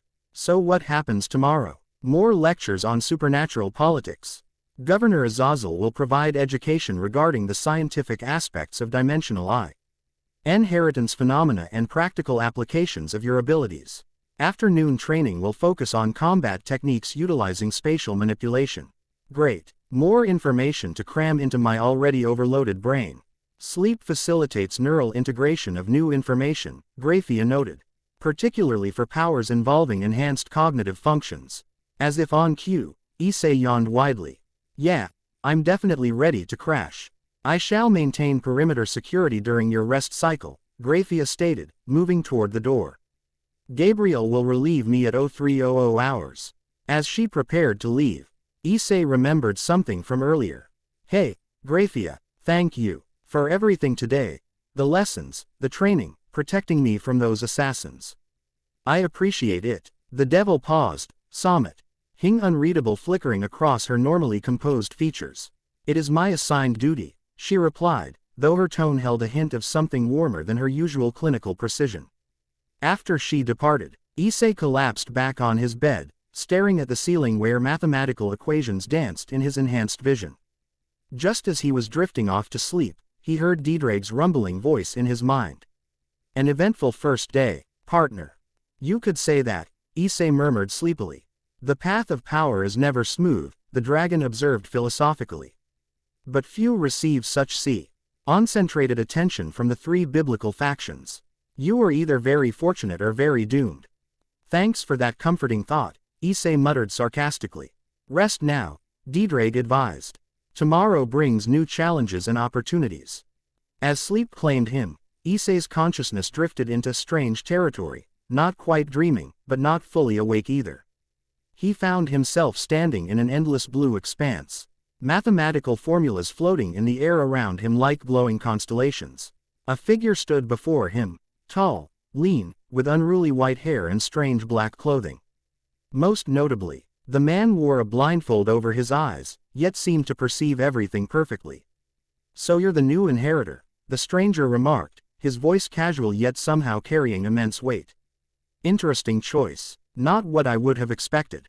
Who are you? Issei asked, though on some level, he already knew. Satoru Gojo, the man replied with a lazy smile. The previous owner of the power you're now fumbling around with. Am I dreaming? Not exactly. Think of this as residual consciousness transfer. Fragments of my awareness embedded in the inherited techniques. Gojo stretched languidly. Just enough for a proper introduction and maybe some advice, if you're interested. I'll take all the advice I can get, Issei admitted.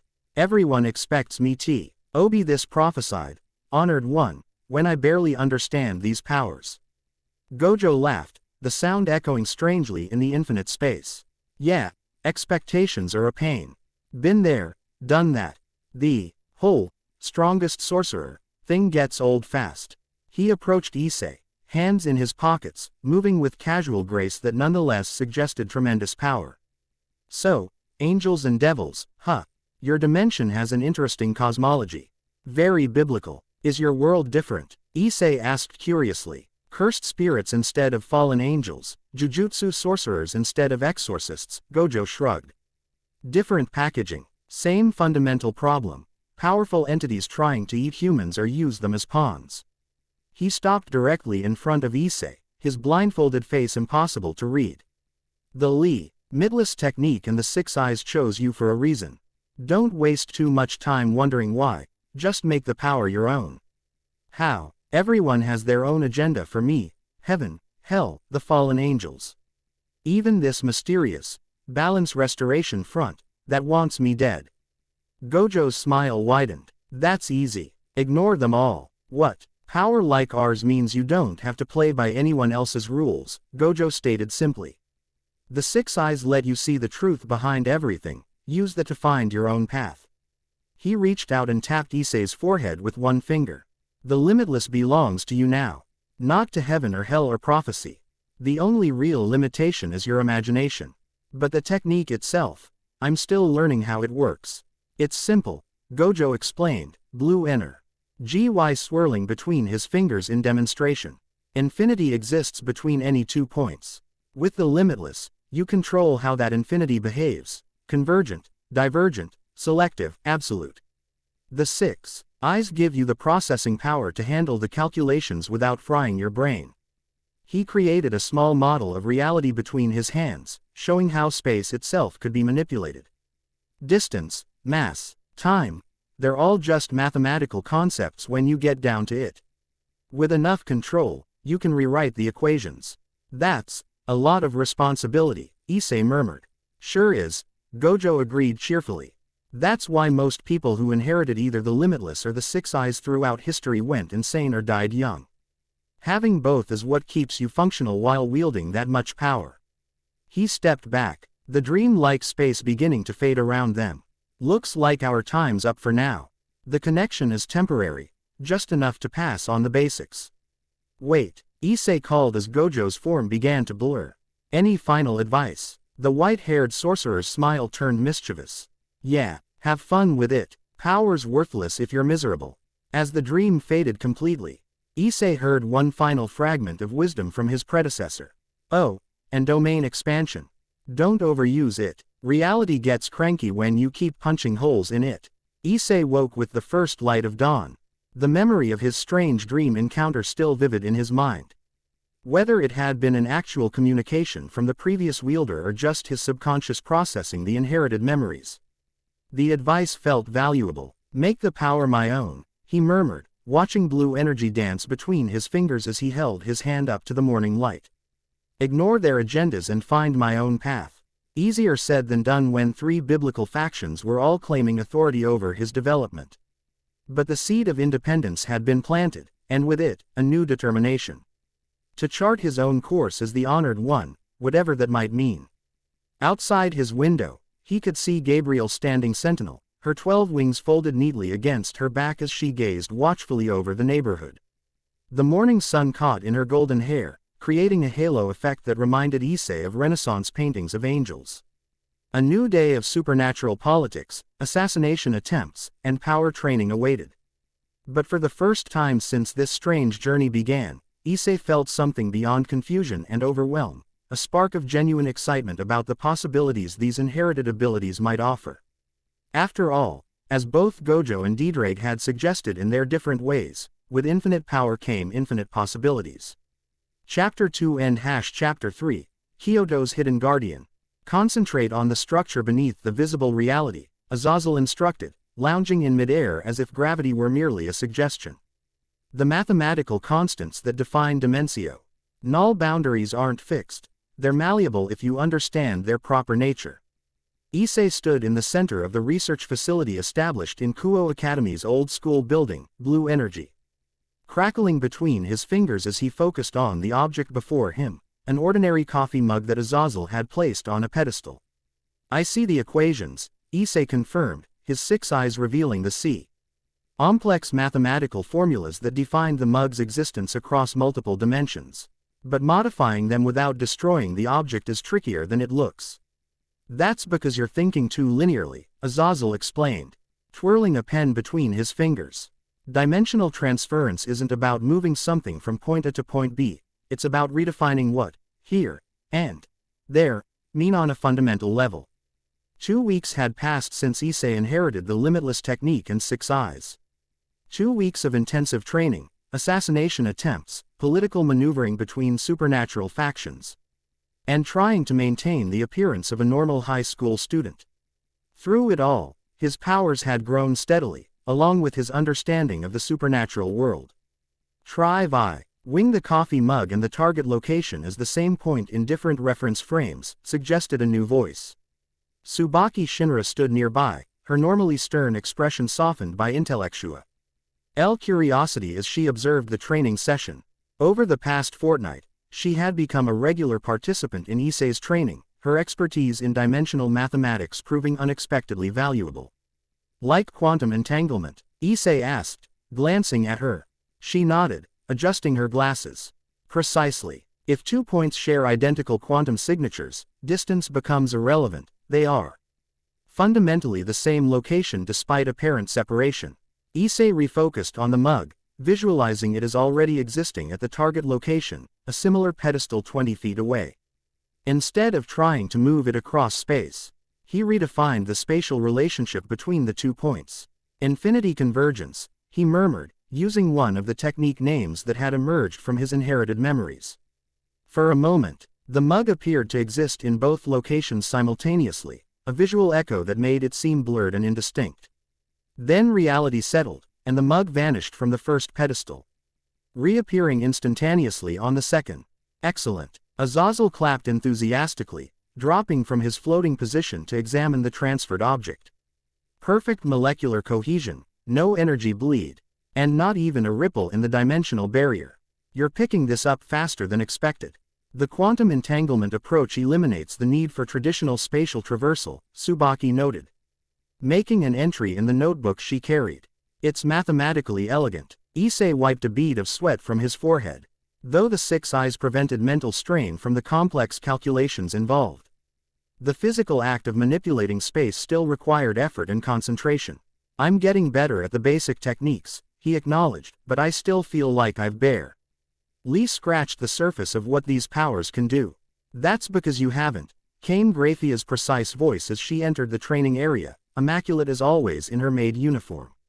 According to our analysis, your current utilization represents approximately 18% of the limitless technique's theoretical capacity. Only 18%, Issei groaned. After all this training, consider that extraordinary progress, Grafiya countered. Most inherited abilities require years to reach even 10% utilization. The kid's a natural, Azazel agreed cheerfully. Probably helps that he's got both the limitless and 6 eyes together. According to what little information we've gathered about the original wielder, that combination is exceedingly rare. Issei had told them about his dream conversation with Gojo Satoru, though he'd kept some of the more subversive advice to himself. The faction representatives had been fascinated but cautious, warning that dream communications could be unreliable or even manipulated by outside forces. Training session conclusion is timely, Grafiya noted, checking her ever-present ice tablet. The diplomatic delegation departs for Kyoto in 37 minutes. Right, the yokai conference. Issei remembered. I almost forgotten. Gabriel's melodious voice joined the conversation as she materialized in a soft glow of light. Unlike her initial formal appearance, today she wore more practical attire, a white and gold ensemble resembling a business suit, though with subtle design elements that hinted at her angelic nature. The cultural exchange with the yokai faction represents a significant diplomatic opportunity, and a chance to show off our prized honored one to another supernatural faction, Azazel added with his characteristic grin. Politics is all about impression management, kid. Tsubaki cleared her throat softly. I've prepared the analysis of yokai energy signatures as requested, she said, handing a folder to Grafiya. It includes theoretical interaction models with the limitless technique based on our observational data. Your contribution is appreciated, Grafiya acknowledged, accepting the folder. The comparative analysis will prove valuable during cross-cultural negotiations. Over the past 2 weeks, Tsubaki had gradually transitioned from occasional consultant to regular participant in Issei's training. Her analytical abilities and knowledge of barrier mathematics complemented his spatial manipulation powers, leading to several breakthroughs in his technical understanding. Will you be joining the Kyoto delegation? Issei asked her hopefully. Unfortunately not, Tsubaki replied, a hint of disappointment in her otherwise composed voice. Student council responsibilities require my presence here. Kaichu is also remaining to oversee territorial security during your absence. Speaking of which, Azazel interjected, checking his watch, we should wrap this up. Interdimensional diplomat. I see incidents tend to start with tardiness.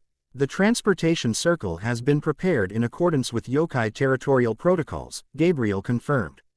All necessary permissions and warding exceptions have been granted by Yusaka-sama herself. Who's Yusaka again? Issei asked as they began gathering their things. The leader of the Kyoto yokai faction, Grafiya explained. A nine-tailed fox spirit of considerable power and political influence. Her cooperation is essential for expanding the diplomatic framework around the Honored One initiative. Also, she's smoking hot, Azazel added with a wink. Nine-tailed fox yokai are famous for their beauty. Gabriel gave him a disapproving look, which the fallen angel governor cheerfully ignored. As they prepared to depart, Issei said goodbye to Tsubaki, who had become something of a friend during their training sessions. Though still formal and reserved, she had gradually revealed a passion for dimensional mathematics and barrier theory that matched Issei's growing interest in his own abilities. I look forward to hearing about your observations of yokai energy patterns, she told him, adjusting her glasses in what he'd come to recognize as a nervous gesture. Their naturalistic approach to dimensional boundaries could provide valuable insights for your training. I'll take detailed notes, Issei promised with a smile. Maybe we can develop some new techniques based on what I learn. A faint blush touched Tsubaki's cheeks before she quickly composed herself. That would be most interesting. Safe travels, Hyodo-kun. The transportation circle glowed with intricate symbols as Gabriel, Grafiya, Azazel, and Issei took their positions. Unlike standard devil or angel teleportation circles, this one incorporated elements of traditional Japanese design, stylized representations of sakura blossoms and torii gates woven into the magical framework. Yokai transportation magic emphasizes harmony with natural energy flows, Gabriel explained. Noting Issei's interest in the design, their dimensional manipulation techniques developed independently from the Abrahamic systems. Reality shifted around them in a whirl of pink light that reminded Issei of cherry blossoms caught in a spring breeze. The sensation was gentler than the angel or devil teleportation methods he'd experienced before, less like tearing tea. Hero dimensions and more like sliding between them. They materialized in a beautiful traditional Japanese garden. Stone lanterns lined a winding path that led to an elegant wooden structure built in classical Heian architecture. Mount Inari loomed in the background, its slopes covered in vibrant autumn foliage. Fushimi Inari Shrine's inner sanctum, Azazel commented, looking around appreciatively. Very nice. The yokai really know how to make an entrance. This area is restricted from human access, Gabriel explained to Issei. The public shrine is merely the outer face of a much larger yokai complex. As if on cue, the sliding doors of the main building opened, and a procession emerged. Leading them was a woman of such extraordinary beauty that Issei momentarily forgot to breathe. She appeared to be in her mid-20s, with golden hair that flowed to her waist and amber eyes that seemed to glow with inner light. Her traditional kimono was elaborate and clearly expensive, layers of silk in shades of gold, red, and white that whispered with each graceful movement.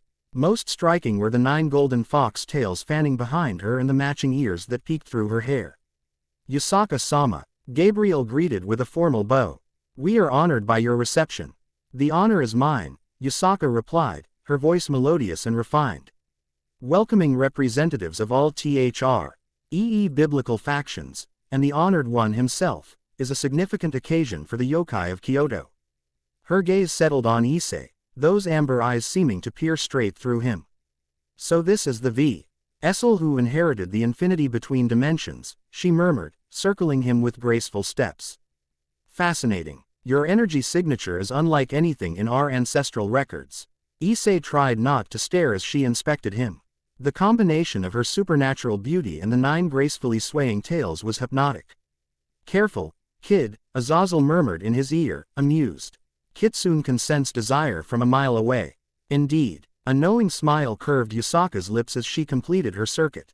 The rumors of your appreciation for female forms appears accurate, Honored One. Issei blushed deeply. Please, just call me Issei. The whole, Honored One, thing still feels weird. As you wish, Issei-san, Yusaka agreed with a slight inclination of her head. Informality is refreshing in one of such significant power. She gestured toward the building behind her.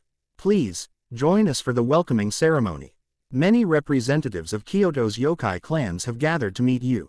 As they followed her into the shrine, Issei noticed a small figure partially hidden behind one of the attendants. A young girl, perhaps 10 years old, with blonde hair similar to Yusaka's and a single golden tail. Catching his glance, Yusaka smiled warmly. "My daughter, Kuno. Come, little one, greet our distinguished guests." The girl stepped forward, her expression a mixture of curiosity and formality as she executed a perfect bow. "Welcome to Kyoto, honored guests. I am Kuno, daughter of Yusaka and heir to the leadership of the Kyoto yokai." "Hello, Kuno," Issei greeted with a friendly smile. "It's nice to meet you." The young fox yokai studied him with unabashed interest. "Are you really the honored one from the ancient prophecy? The one who controls infinity?" "Kuno," Yusaka admonished gently. "Remember your diplomatic protocols." "It's okay," Issei assured her. "And yes, apparently I am, though I'm still learning how it all works." Kuno's eyes widened. "Can you show me some infinity power?"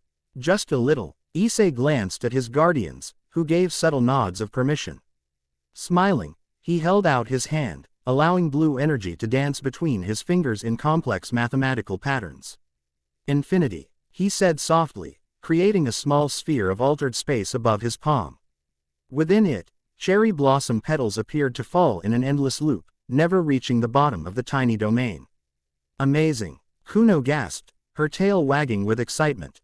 "It's like you're holding forever in your hand." "That's actually a pretty good description," Issei admitted, dispelling the sphere.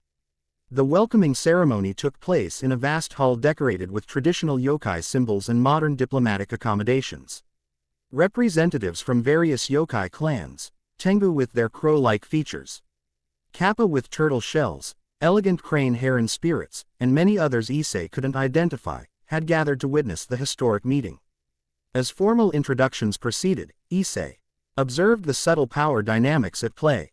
Though outwardly respectful, many of the older yokai regarded the biblical faction representatives with wary eyes. Centuries of isolation had clearly bred caution.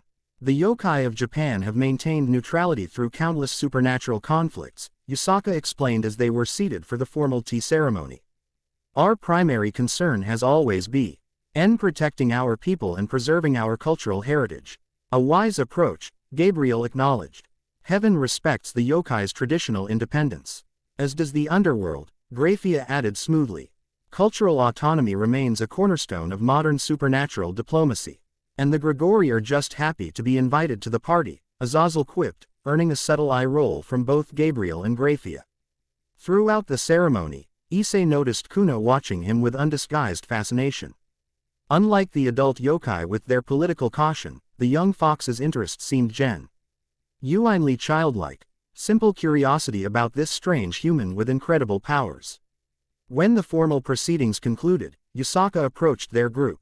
"If agreeable, I would like to offer Issei-san a tour of our sacred sites. The energy signatures at certain locations may resonate with his unique abilities." "An excellent suggestion," Gabriel approved. "Cultural exchange facilitates diplomatic understanding. And gives the kid a break from all the stuffy formalities," Azazel added with a wink at Issei. "I would be delighted to serve as guide," Yusaka continued. "With your permission, of course," she added, addressing all three of Issei's guardians. "Standard security protocols would need to be maintained," Grafiya noted. "Recent assassination attempts suggest continued risk." "Of course," Yusaka agreed. "My personal guard will supplement your security detail. Kyoto is well warded against unauthorized intrusions." "Can I come too, mother?" Kuno asked eagerly, bouncing on her toes. Yusaka smiled indulgently. "If our guests have no objection." "The more the merrier," Issei said, genuinely pleased by the young fox's enthusiasm. And so their diplomatic visit transformed into a cultural tour, with Yusaka and Kuno leading Issei and his guardians through hidden parts of Kyoto that ordinary humans never saw. Yokai marketplaces concealed behind magical barriers, ancient Ines that existed partially in the spirit realm, and natural power sites where the boundary between dimensions grew thin. "This is incredible," Issei marveled as they walked through a bustling yokai market where supernatural creatures of all descriptions traded goods and chatted amicably. "I had no idea there was an entire hidden world right in the middle of Kyoto." Coexistence has always been our way, Yusaka explained, gracefully acknowledging the bows of passing yokai. Unlike some supernatural communities that separated entirely from the human world, we believe in maintaining connection, albeit from behind the veil of perception. The mathematical complexity of your concealment barriers is impressive, Issei noted, his 6 eyes revealing the intricate formulas that kept the yokai realm hidden. They're woven into the natural energy flows of the area. You perceive the technical aspects? Yusaka asked, looking genuinely surprised. Most outsiders sense only the general effect, not the structural mathematics. The 6 eyes allow him to perceive the fundamental equations underlying reality, Gabriel explained, including barrier formulations and dimensional boundaries. Fascinating, Yusaka murmured, studying Issei with renewed interest. Our most skilled barrier masters take decades to develop such perception.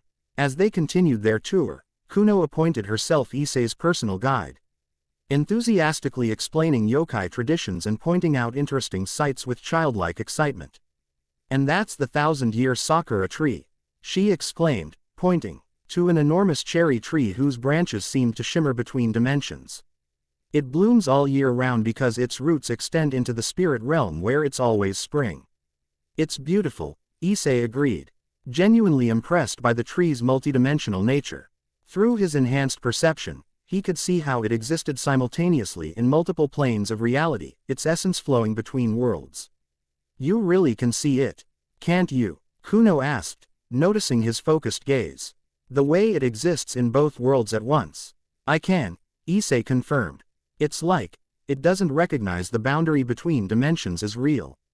So it just grows through them. That's exactly right. Kuno clapped her hands delightedly. Mother says the oldest natural things remember when the worlds weren't separated. So they still grow as if the barriers don't exist.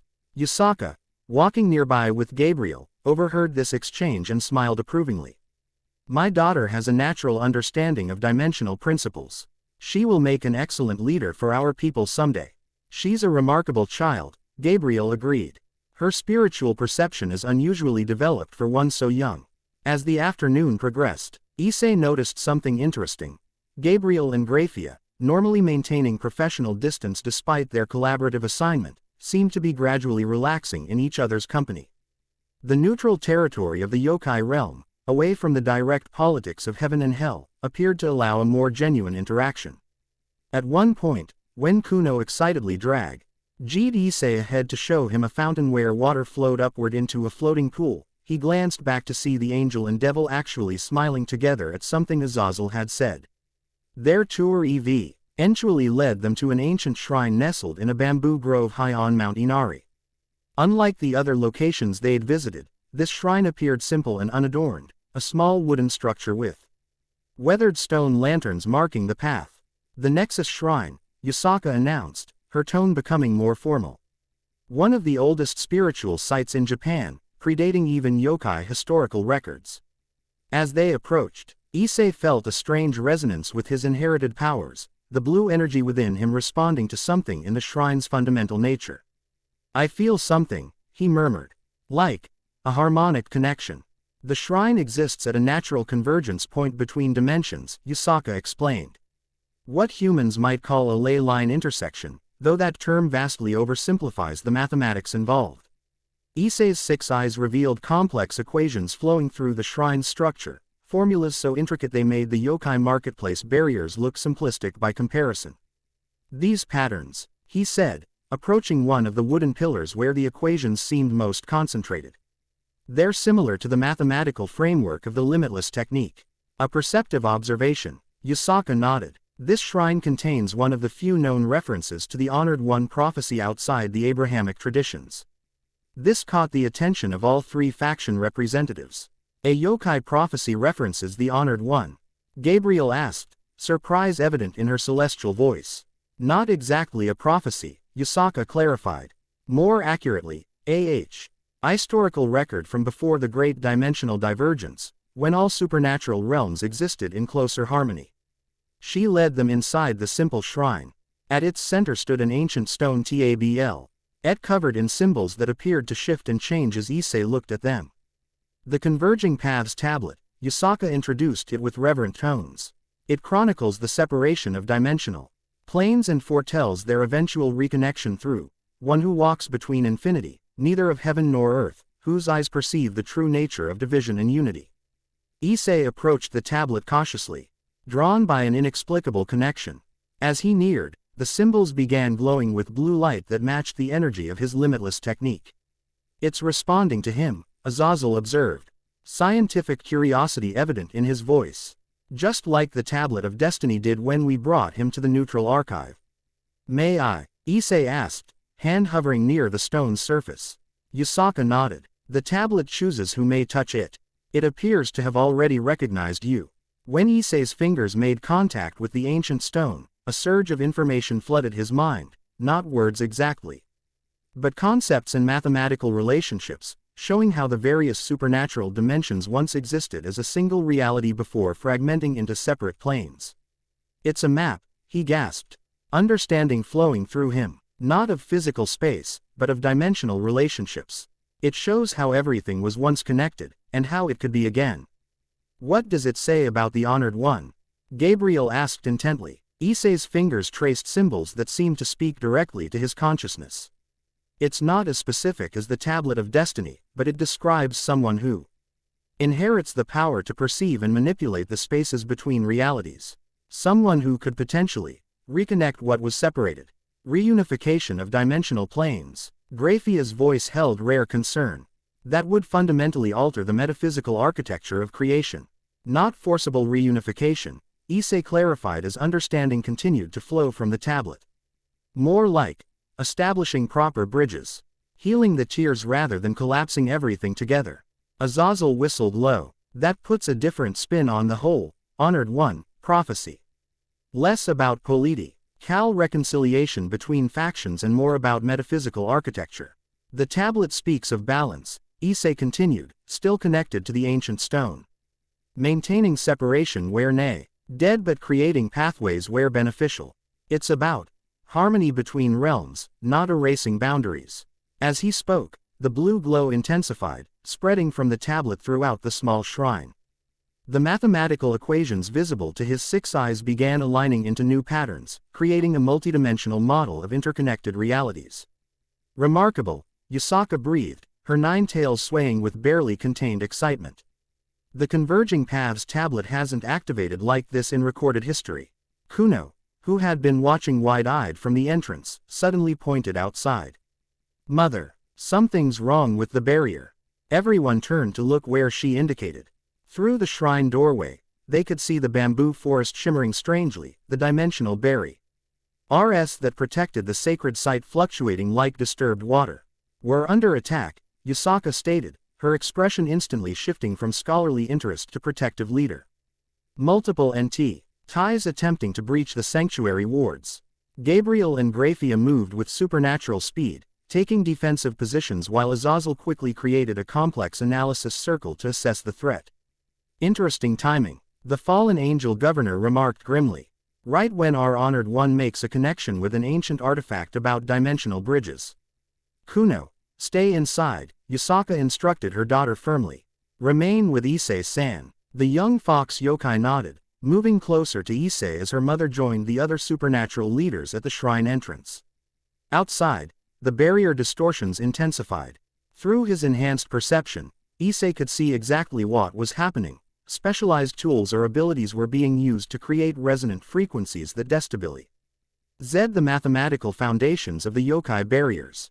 "Whoever they are, they understand barrier mechanics at an advanced level," he observed. "They're targeting the structural weak points with precision." "Can you counter it?" Gabriel asked, her 12 wings manifesting as she prepared for battle. Issei nodded, reluctantly breaking contact with the illuminated tablet. "I think so. Now that I've seen how the yokai barriers are constructed, I should be able to reinforce them." He moved to the doorway, blue energy gathering around his hands as he prepared to implement a countermeasure. Before he could act, however, the barrier suddenly shattered with a sound like breaking glass. Figures in black tactical gear poured through the breach, at least 20 operatives wielding an assortment of specialized weapons and magical devices. Their faces were concealed behind masks inscribed with runes that obscured their supernatural signatures. Balance restoration front. Grafiya identified them, ice forming around her hands. The same organization from the previous assassination attempts. Significantly better equipped this time, Azazel noted, his 12 black wings extending as he analyzed their weaponry. Those are military-grade thaumaturgic disruptors, not something you pick up at the local magic shop. The attackers moved with coordinated precision, deploying in a standard pincer formation to surround the shrine. Their apparent leader, distinguished by red markings on his tactical gear, stepped forward. "Surrender the Honored One," he demanded, voice distorted by his mask. "His power threatens the fundamental balance between realms. You breach sacred yokai territory and make demands." Yusaka's voice carried dangerous undertones as her eyes began glowing gold. Fox fire manifested around her 9 tails. Golden flames that danced with supernatural power. "Your arrogance will be your undoing." "We have no quarrel with the yokai," the leader replied. "Our only objective is the anomaly. The dimensional inheritance must be neutralized before catastrophic breach occurs." Issei stepped forward, blue energy swirling around him as he prepared to defend himself. You could have just sent a strongly worded letter about your concerns instead of trying to kill me multiple times." Humor in the face of extinction, the leader remarked coldly. "Typical human short-sightedness. Enough talk," Gabriel declared, light spears forming in her hands. "This sacred site stands under celestial protection. Infernal sanction extends to all members of the diplomatic delegation," Grafiya added.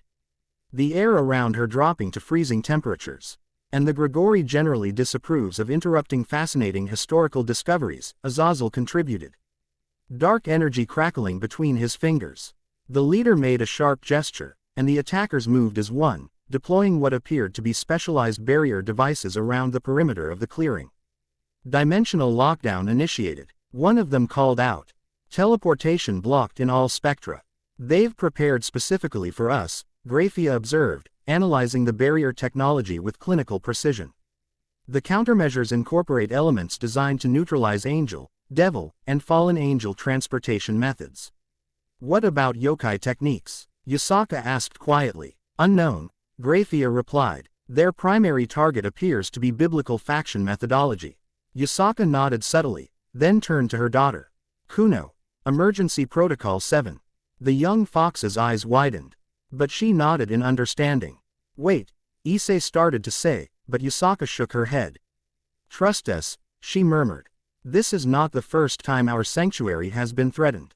The attack came suddenly, multiple operatives launching specialized binding spells while others fired weapons that seemed designed to disrupt supernatural energy patterns. Gabriel took to the air, her light spear striking with deadly precision despite her normal reluctance to use lethal force.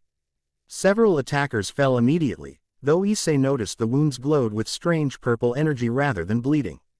"Artificial constructs," Azazel called out, engaging 3 attackers simultaneously. "Not living beings, magically animated vessels. That explains the uniform energy signatures." This I-N formation changed the dynamic of the battle instantly. Gabriel's expression hardened as she unleashed her full power, no longer constrained by concern for living opponents. Light blazed from her 12 wings as she systematically dismantled the constructs with celestial energy. Grafiya's fighting style was coldly efficient as always, ice formations immobilizing multiple attackers before shattering them with precisely calculated force. Her expression never changed from calm analysis as she methodically reduced the enemy numbers. Yusaka proved why she led Kyoto's yokai, her 9 tails becoming conduits for devastating fox fire that burned with golden intensity. Unlike the biblical faction representatives with their specialized techniques, Yusaka's power felt ancient and primal, raw nature. Energy channeled through centuries of refinement. Amid this supernatural battle, Kuno quietly took Issei's hand. "This way," she whispered. "Mother wants me to show you the escape path." "But shouldn't we help them?" Issei asked, watching as the 3 faction representatives and Yusaka held their own against the attacking force. "Mother says you're the target," Kuno explained urgently. "If you leave, they have no reason to continue the attack.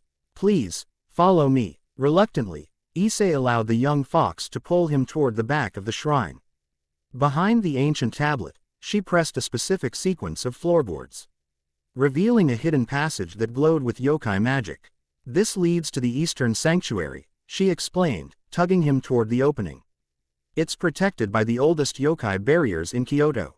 As they prepared to enter the passage, Issei's enhanced perception detected movement on the shrine's roof, a presence that had somehow bypassed the battle entirely.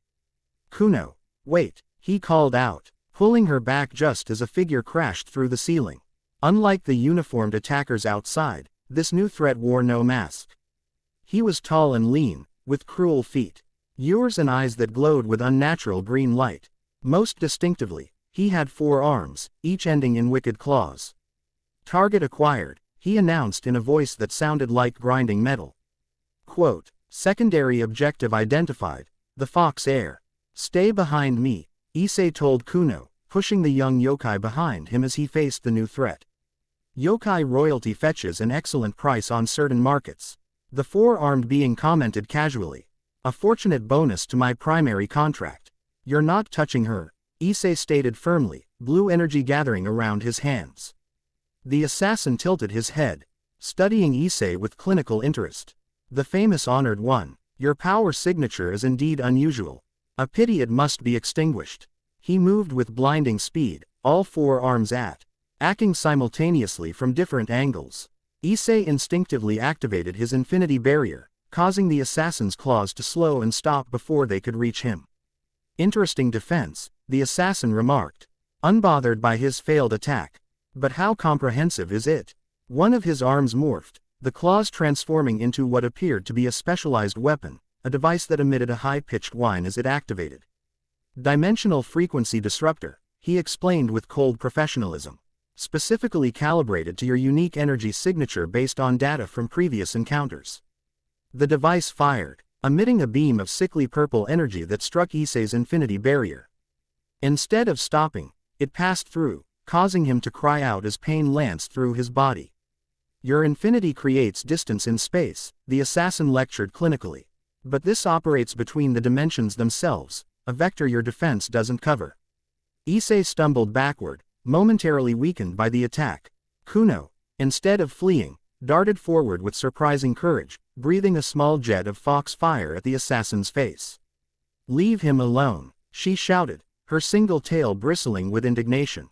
The assassin batted her aside with one arm, sending the young fox tumbling across the shrine floor. "Spirited," he commented, "that will increase your value." Eing Kuno struck ignited something in Issei, a protective rage that transcended his own pain. Blue energy surged around him more intensely than before, his eyes glowing with heightened power. "You shouldn't have done that," he said quietly, the mathematical equations in his vision sharpening to crystal clarity. The assassin fired his weapon again, but this time Issei was ready. Instead of creating a standard infinity barrier, he applied a technique he'd been developing with Tsubaki during their training sessions, dimensional redirection. The purple beam struck what appeared to be open air, then curved impossibly, looping back toward its source.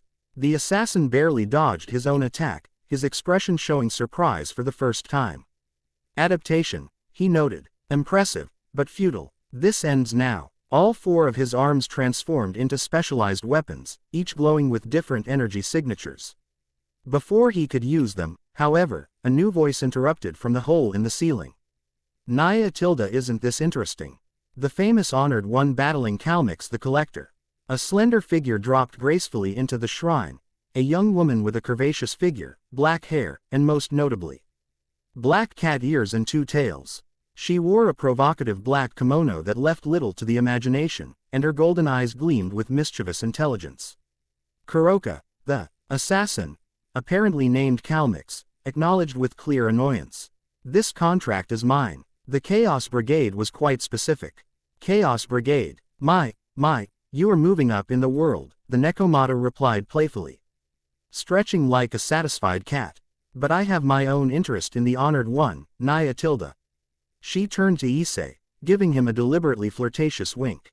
"You're cuter than I expected. Much better than the stuffy old men who usually get prophesied roles." "Who are you?" Issei asked, maintaining his defensive position in front of Kuno. "Kuroka, the lovely and talented Nekomata extraordinaire." She introduced herself with a theatrical bow. currently unaffiliated, entirely self-interested, and terribly curious about the boy who controls Infinity. She's a SS-class criminal, Kuno whispered from behind Issei. Mother says she killed her master and went rogue. Such nasty rumors, Kuroka pouted.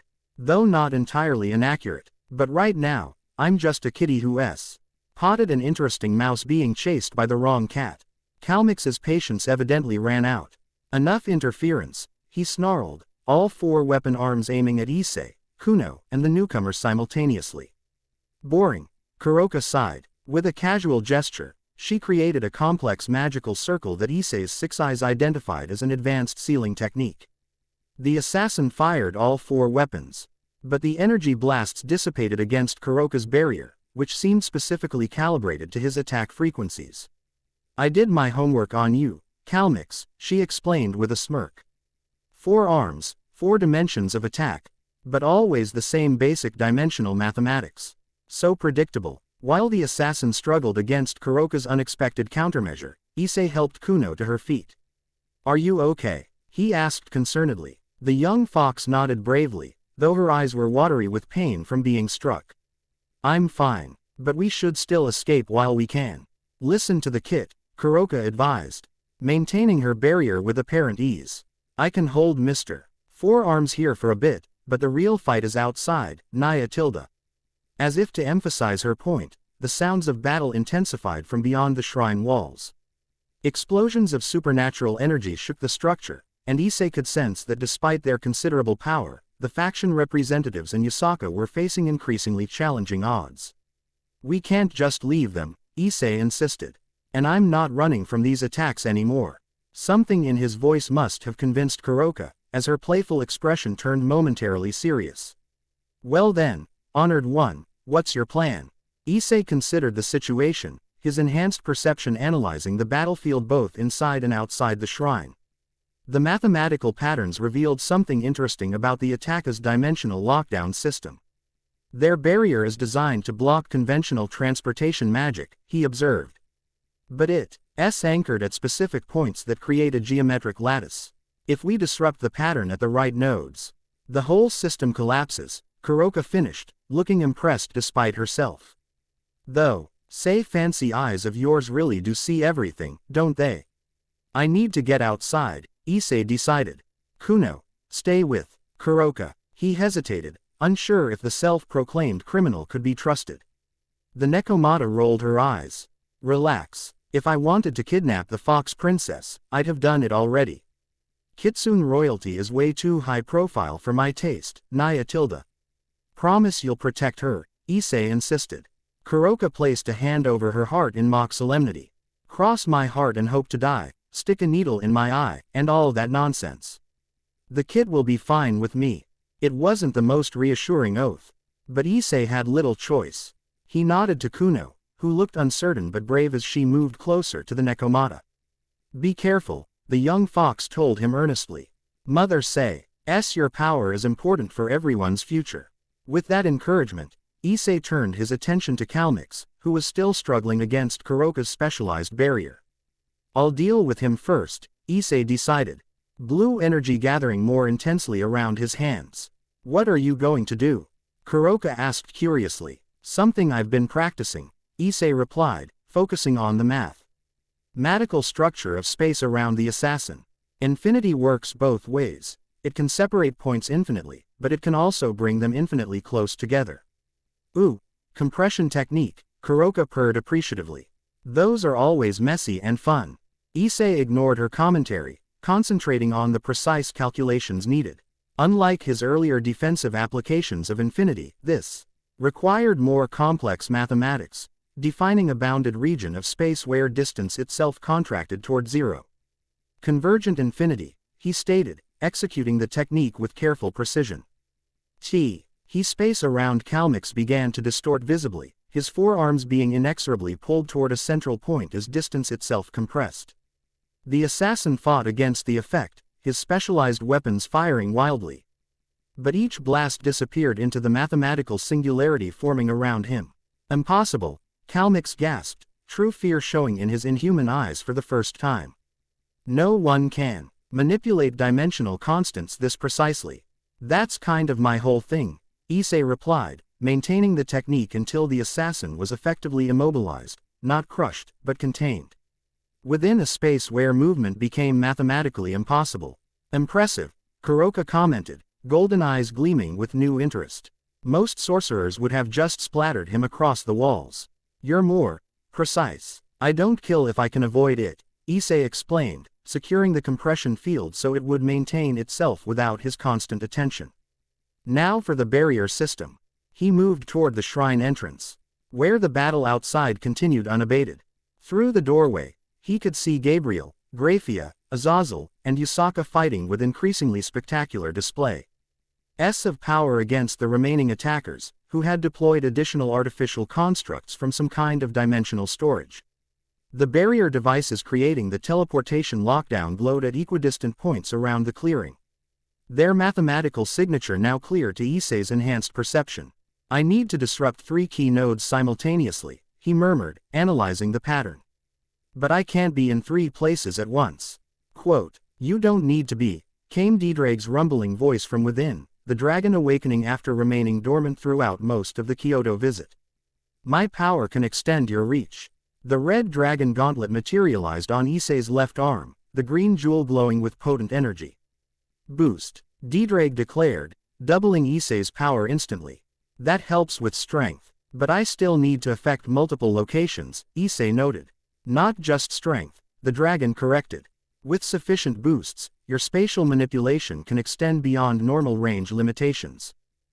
Boost, boost, boost. 3 more power multiplications surged through Issei, the mathematical equations in his vision becoming increasingly complex and far-reaching.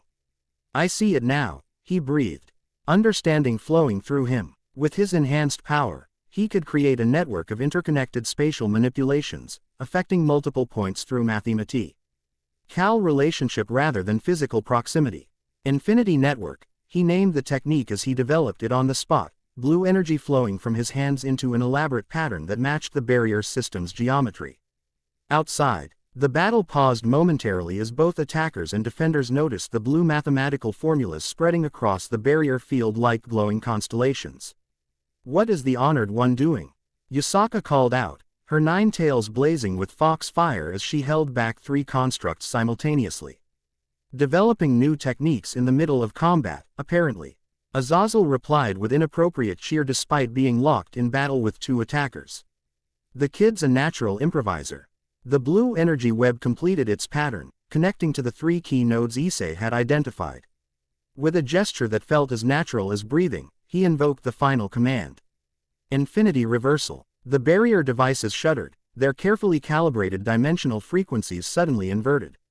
Instead of blocking teleportation, they began actively disrupting their own network, creating a cascading failure that spread through the entire system. The effect was immediate and dramatic. The artificial constructs attacking the faction representatives suddenly froze, their control signals interrupted by the dimensional distortion. The remaining human operatives found their specialized weapons malfunctioning, many exploding in their hands. Barrier neutralized, Grafiya announced clinically, immediately taking advantage of the opening to trap 4 opponents in ice formations. Gabriel's 12 wings blazed with intensified light as she swept 3 more attackers aside with a wave of celestial energy. Dimensional lockdown lifted, reinforcements incoming. True to her word, multiple transportation circles appeared around the clearing, the Yokai Royal Guard arriving with impressive synchronization, led by what appeared to be a Tengu commander in traditional armor. Secure the perimeter, the Tengu ordered, his forces moving with practiced efficiency to surround the remaining attackers.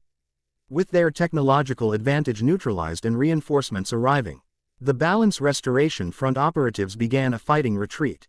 Their leader activated some kind of emergency device, creating a swirling vortex that began extracting his remaining forces. This isn't over, he called out to Issei. The dimensional inheritance cannot be allowed to reach fruition. The balance will be restored. Next time send a fruit basket instead. Issei called back, the adrenaline of battle making him uncharacteristically snarky. As the last attackers disappeared through the vortex, Yusaka immediately rushed toward the shrine. Kuno, she called out, maternal concern overwhelming her usual composed demeanor. I'm here, Mother, the young fox replied, running from the shrine into her mother's arms. I'm okay. Yusaka embraced her daughter tightly, relief evident on her beautiful face. Her 9 tails curled protectively around them both as she checked Kuno for injuries. The assassin, she asked, looking up at Issei. Contained, he assured her, gesturing toward the shrine where Kalmyx remained trapped in the convergent infinity field. He's not going anywhere. Gabriel, Grafiya, and Azazel approached, their battle stances relaxing as the immediate threat passed. Your tactical application of spatial manipulation was impressive, Grafiya noted, her silver hair somehow still perfect despite the intense combat. The multi-po int disruption technique represents a significant advancement in your abilities. Indeed, Gabriel agreed, her 12 wings folding gracefully against her back. Your defensive priorities were well balanced between self-preservation and protection of others. Plus it looked really cool, Azazel added with a grin. All those blue mathematical formulas spreading across the battlefield, very cinematic. Yusaka looked up from examining her daughter. You have our deepest gratitude, Issei-san. Kuno tells me you placed yourself between her and the assassin without hesitation. Anyone would have done the same, Issei said modestly. She was very brave herself, even attacked him with fox fire to try to help me. Pride shone in Yusaka's amber eyes as she stroked her daughter's hair. The blow, OD of guardians runs strong in my little one. As the yokai guards secured the area and began repairing the damaged barriers, Issei suddenly remembered something, or rather, someone. Wait, where's Kuroka? He asked, looking around for the Nekomata who had unexpectedly aided them. The SS-class criminal. Grafiya questioned sharply. She was here. She helped protect Kuno and stopped the assassin's initial attack, Issei explained. Scanning the area but finding no trace of the cat yokai. Slippery as always, Azazel remarked. Kuroka has a talent for appearing exactly when interesting things happen, then vanishing before anyone can ask too many questions. Her presence requires documentation, Grafiya stated firmly. SS-class rogues fall under immediate reporting protocols. Perhaps, in light of her assistance to the Honored One, we might delay such reporting briefly, Gabriel suggested with unusual diplomacy. To allow for proper context in the official record. Issei glanced at the angel in surprise. Gabriel typically adhered strictly to celestial protocols. Did you just suggest bending the rules? Azazel asked with theatrical shock. The apocalypse must truly be upon us. I suggested nothing of the sort, Gabriel replied primly. Merely thorough documentation before action. The small exchange highlighted something Issei had begun noticing throughout their KY. Oto visit. A gradual softening of the formal boundaries between his 3 guardians. Despite representing traditionally opposed factions, their shared responsibility for him seemed to be fostering something almost like friendship. As the cleanup and security reinforcement continued, Yusaka approached Issei once more, this time with formal dignity restored to her demeanor. The attack on sacred yokai territory will not go unanswered, she stated, though her voice held no accusation toward him.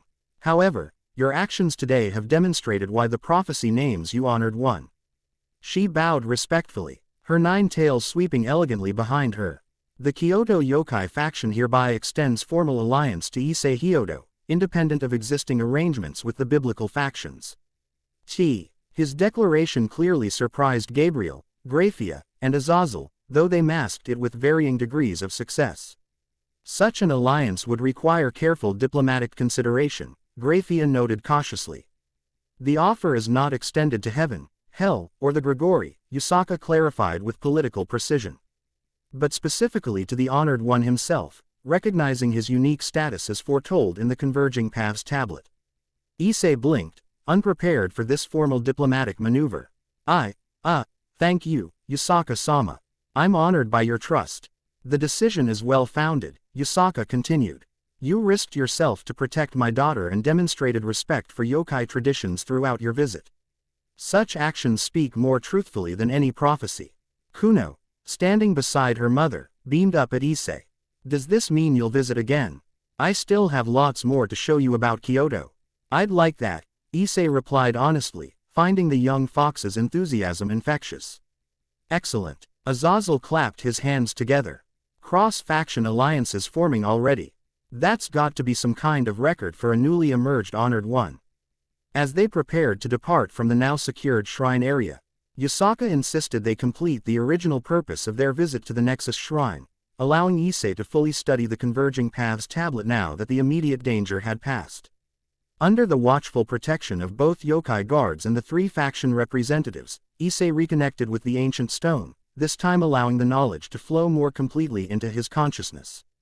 The tablet's information clarified much about his inherited abilities, how the limitless technique represented not just control over infinity but the potential to bridge the gaps between separated dimensions. The six eyes served not only as computational support but as perception across boundaries that others couldn't cross. Most significantly, the tablet confirmed what the Tablet of Destiny had hinted at, that the Honored One's purpose was not domination or even unification, but harmonization. Creating balance between realms that had grown too distant while maintaining necessary boundaries where they served important purposes. It's not about forcing everything back together, Issei explained to his guardians as they prepared to return to Kuo. But about healing the tears and creating proper pathways between realms that should remain connected. A more nuanced interpretation than the traditional prophecy suggests, Gabriel acknowledged thoughtfully. And potentially less catastrophic than the balance restoration front fears, Grafiya added. Though still revolutionary enough to terrify traditionalists in every faction, Azazel noted pragmatically. People don't generally like having their comfortable cosmological models rearranged. As they said their goodbyes to Yusaka and Kuno, Issei found himself genuinely reluctant to leave. Despite the attack, there was something about Kyoto's yokai community that resonated with him, perhaps their balanced approach to coexistence with the human world. Return soon, Honored One, Yusaka said formally. Though her amber eyes held genuine warmth. The yokai of Kyoto have much to teach about living between worlds. I will, Issei promised. And thank you for everything, especially the chance to learn from the tablet. Kuno darted forward to give him a quick, impulsive hug. Next time I'll show you the dragon sanctuaries in the eastern mountains. Diedrag might like to see them too.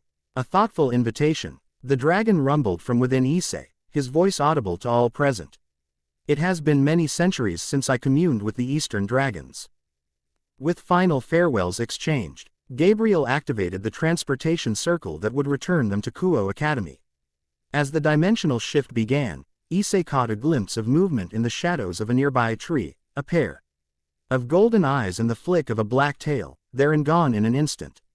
Kyoto dissolved around them, replaced by the familiar research facility in the old school building. Despite the eventful, and at times dangerous, diplomatic mission, Issei felt he had gained something valuable beyond just knowledge and a new alliance. The yokai perspective on dimensional relationships provided a fresh framework for understanding his inherited abilities. And somewhere in the back of his mind, a white-haired sorcerer's voice seemed to echo with approval. Now you're starting to get it. Infinity isn't saint about keeping things apart, it's about understanding the true nature of connection. Chapter 3 and Chapter 4, Domains of Power. The concept of domain expansion transcends simple spatial manipulation, Gabriel explained.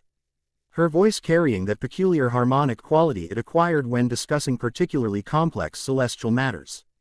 It represents the externalization of one's inner real it. Why? Imposing your personal conceptual framework onto the physical world. 3 weeks had passed since the eventful Kyoto diplomatic mission. Issei stood in the center of a specialized training chamber. Deep beneath Kuo Academy, a reinforced facility jointly constructed by all three factions specifically for developing his more powerful techniques. The walls gleamed with interlocking barrier sigils from angelic, demonic, and fallen angel traditions, creating a containment system theoretically capable of withstanding catastrophic magical discharge. So it's like creating my own pocket dimension? Issei asked, blue energy dancing between his fingers as he contemplated the mathematical principles Gabriel was describing. Not precisely, she corrected gently. A pocket dimension exists as a separate spatial construct. A domain represents the overriding of existing space with your innate conceptual reality. Issei nodded, the distinction becoming clearer as the six eyes revealed the mathematical differences between the two approaches. So instead of creating a new space, I'm temporarily replacing this one with a space defined by my own power. Exactly. Gabriel's 12 wings she FTED slightly in what Issei had come to recognize as her equivalent of a pleased nod. Your inherited memories should contain the fundamental framework for domain expansion, though your unique circumstances may require adaptation of the traditional technique. Over the past weeks, Issei's training had intensified significantly. The Balance Restoration Front's coordinated attacks in Kyoto had demonstrated both the growing threat and the need for Issei to master his abilities more quickly than originally planned. Each of his 3 guardians approached his education differently, their methods reflecting their fundamental natures. Gabriel focused on theoretical understanding and precise control, emphasizing the relationship between power and responsibility.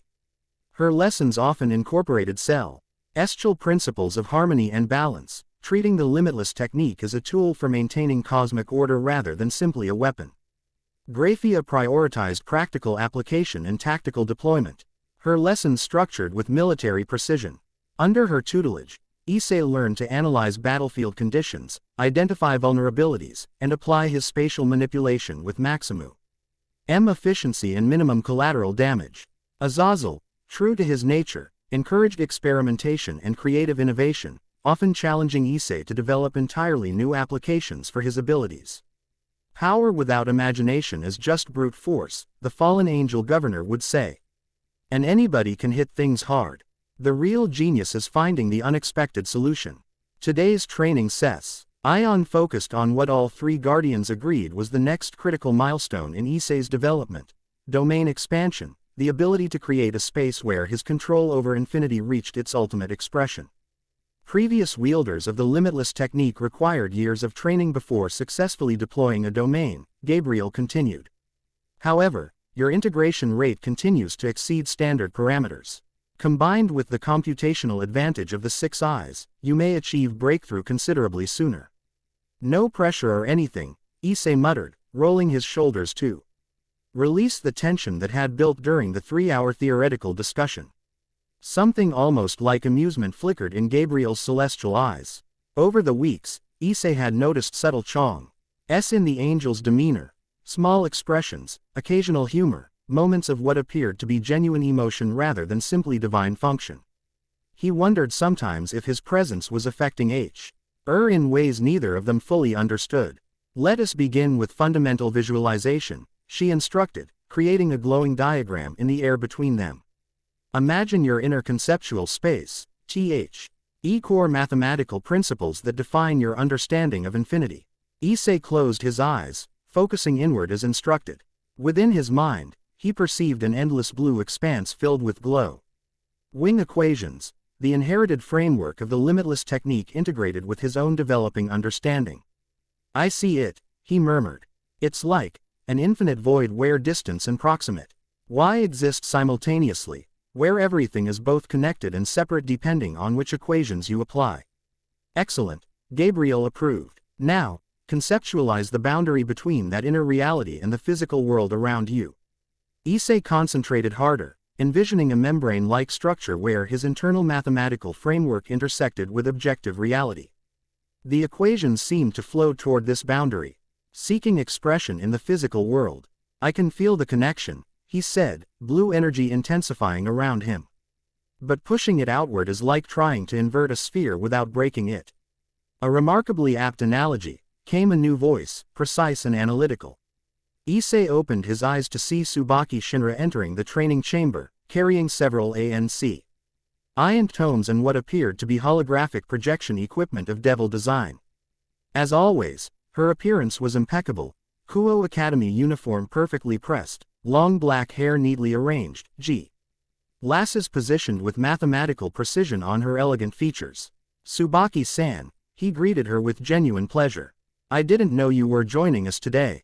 Grafiya-sama requested my assistance with theoretical modeling. She explained, setting up her equipment on a nearby workstation. My research into dimensional boundary mechanics may provide useful reference points for your domain expansion attempts. Over the past weeks, Tsubaki had become increasingly involved in Issei's training. What began as occasional consultation had evolved into regular participation, her analytical P.P. Roach to dimensional mathematics complementing his intuitive understanding of spatial manipulation. Though still formal in manner, her initial professional reserve had gradually warmed into something approaching friendship. Tsubaki Shinra's perspective has proven valuable, Gabriel acknowledged. The integration of multiple theoretical frameworks facilitates more comprehensive understanding. As Tsubaki activated her equipment, a complex three-dimensional model materialized in the air, a visual representation of overlapping dimensional boundaries with mathematical annotations floating alongside each intersection point. Traditional domain expansion operates on the principle of conceptual overwrite, she explained, adjusting her glasses as she manipulated the display. However, your Lee-Midless technique suggests an alternative approach based on infinite convergence and divergence patterns. She highlighted a section of the model where blue mathematical formulas pulsed rhythmically. By establishing recursive infinity loops at these key junction points, you could theoretically create a domain that doesn't overwrite reality but rather exists between the conventional dimensional boundaries. An interdimensional domain, Gabriel mused, studying the model with interest. Innovative and potentially more stable than traditional approaches. Issei moved closer to examine the mathematical formulas Tsubaki had developed. Through his 6 eyes, he could perceive not just the equations themselves but their potential application, how they could serve as anchors for a domain that existed in the infinite spaces between conventional dimensions. This is brilliant, he said sincerely, tracing one particularly elegant sequence with his finger. You've mapped the exact points where infinity can be folded to create stable boundary conditions. A faint blush colored Tsubaki's cheeks at the praise, though her professional demeanor remained intact. The equations merely provide theoretical structure. Implementation requires your unique abilities. Let's try it, Issei decided, renewed determination flowing through him. I think this approach might actually work. He returned to the center of the training chamber. Gabriel and Tsubaki moving back to a safe observation distance. Closing his eyes once more, Issei incorporated Tsubaki's mathematical framework into his visualization. Seeing how the recursive infinity loops could serve as dimensional anchors for his domain. Infinity, he murmured, blue energy swirling around him more intensely than before. The air in the chamber seemed to thicken as mathematical equations became briefly visible, glowing with azure light as they orbited Issei's form. The training facility's barrier system responded automatically, multi-IPLE layers activating to contain the surging power. Convergence patterns stabilizing, Tsubaki noted, monitoring the readings on her equipment. Initial boundary formation detected at dimensional junction points. Power output exceeds previous recorded maximum by 37%, Gabriel observed, her 12 wings extending slightly as she prepared to intervene if necessary. Conceptual manifestation beginning. Issei felt the boundary between his inner mathematical reality and the physical world thinning, the equations pushing outward with increasing force. For a moment, it seemed the breakthrough was imminent, the domain on the verge of expansion. Then, like an elastic band stretched too far, the connection snapped. The blue energy dissipated abruptly, and Issei stumbled, momentarily disoriented by the sudden release of tension. Boundary collapse at the tertiary junction points, Tsubaki diagnosed, analyzing the data flowing across her screens. The convergence loops became asymmetrical during the final expansion phase. Gabriel moved to Issei's side, her hand on his shoulder providing subtle support. A commendable first attempt. Domain expansion represents the pinnacle of spatial manipulation techniques. Progress will necessarily be incremental. It was close, Issei said, frustration evident in his voice despite the encouragement. I could feel it starting to form, but then everything just unraveled. The mathematical framework was sound, Tsubaki noted, still reviewing the data. The instability appears to stem from conceptual rather than technical factors. Meaning, Issei asked. Domain expansion requires not only technical proficiency but clear conceptual identity, Gabriel explained. Your domain must reflect your core understanding of infinity. Any ambiguity in that conceptualization creates instability. So I need to figure out exactly what my version of infinity means before I can create a stable domain, Issei summarized, running a hand through his hair in frustration. A simplified but essentially accurate assessment, Gabriel confirmed. Tsubaki approached, offering a bottle of water that glowed faintly blue, another of the spatial adu. Nemant supplements that had become part of Issei's daily regimen. Perhaps approaching the problem from multiple perspectives would yield better results. Theoretical understanding combined with practical application often reveals insights unavailable to either approach alone. Grafiya's combat-oriented training session is scheduled for this afternoon, Gabriel noted. Perhaps the practical application will provide the conceptual clarity you seek. Worth a try, Issei agreed, grateful for the suggestion despite his disappointment. Thanks for your help, Tsubaki-san. Your mathematical model got me closer than I've ever been before. The collaboration has been intellectually stimulating, Tsubaki replied, that faint blush returning briefly.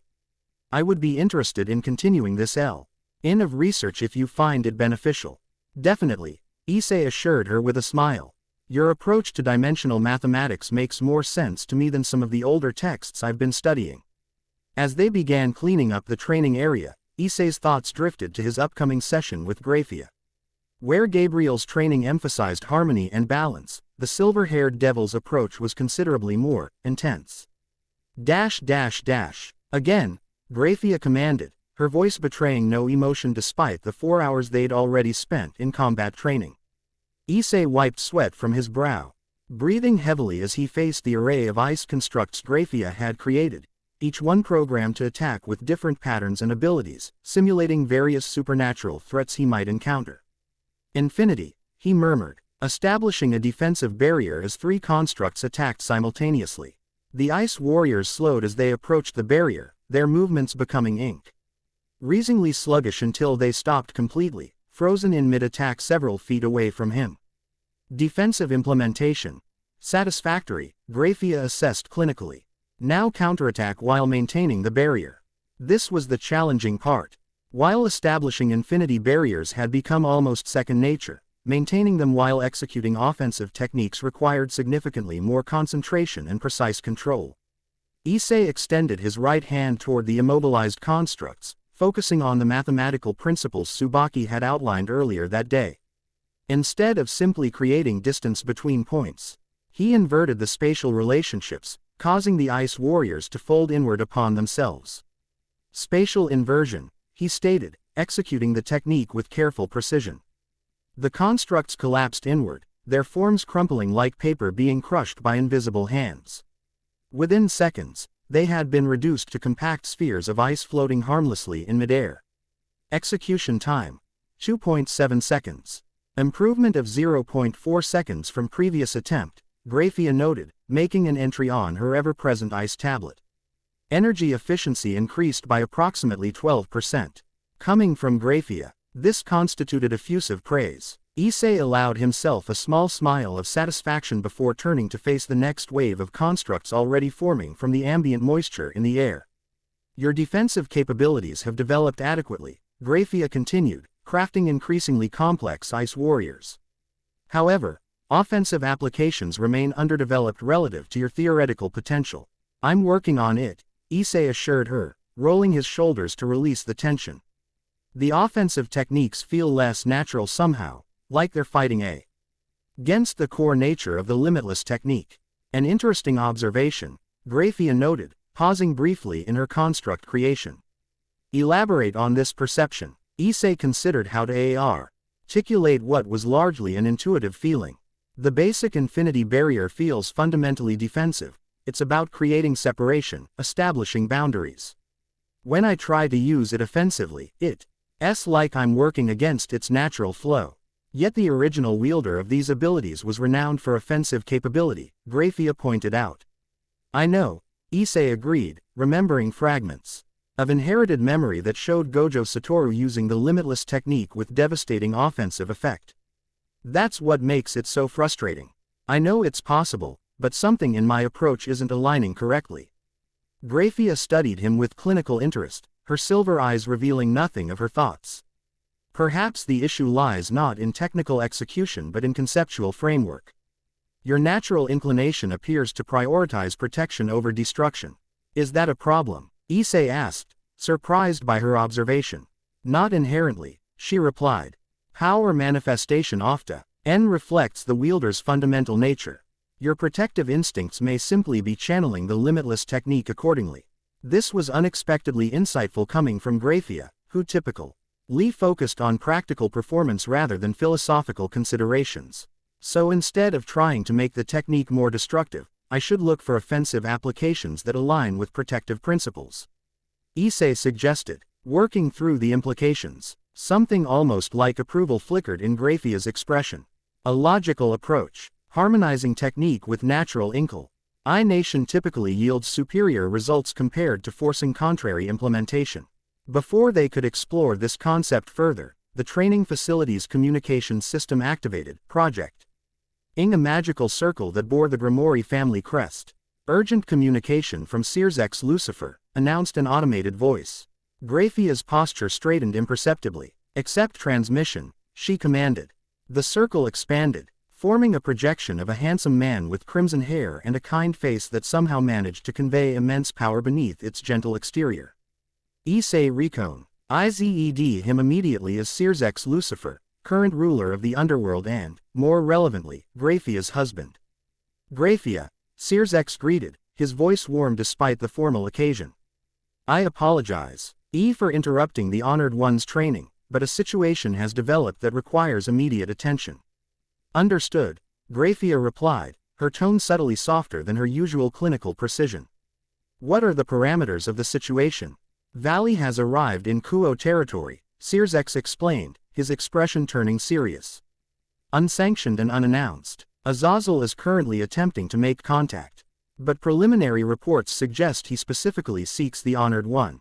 Valley, Issei questioned, not recognizing the name. The White Dragon Emperor, Grafiya explained succinctly. Wielder of the divine dividing sacred gear containing Albion, the vanishing dragon and eternal rival to your D-Drake. As if responding to his name, the dragon consciousness within Issei stirred. Albion, D-Drake's voice rumbled. Unusually serious. My ancient rival approaches. I can sense him even now. Azazel requests your presence at the old temple grounds on the eastern edge of Kuo, Sears continued. Gabriel has already been notified and is en route. Acknowledged, Grafiya replied. Security protocols for the Honored One. Standard diplomatic protection parameters, Sears instructed.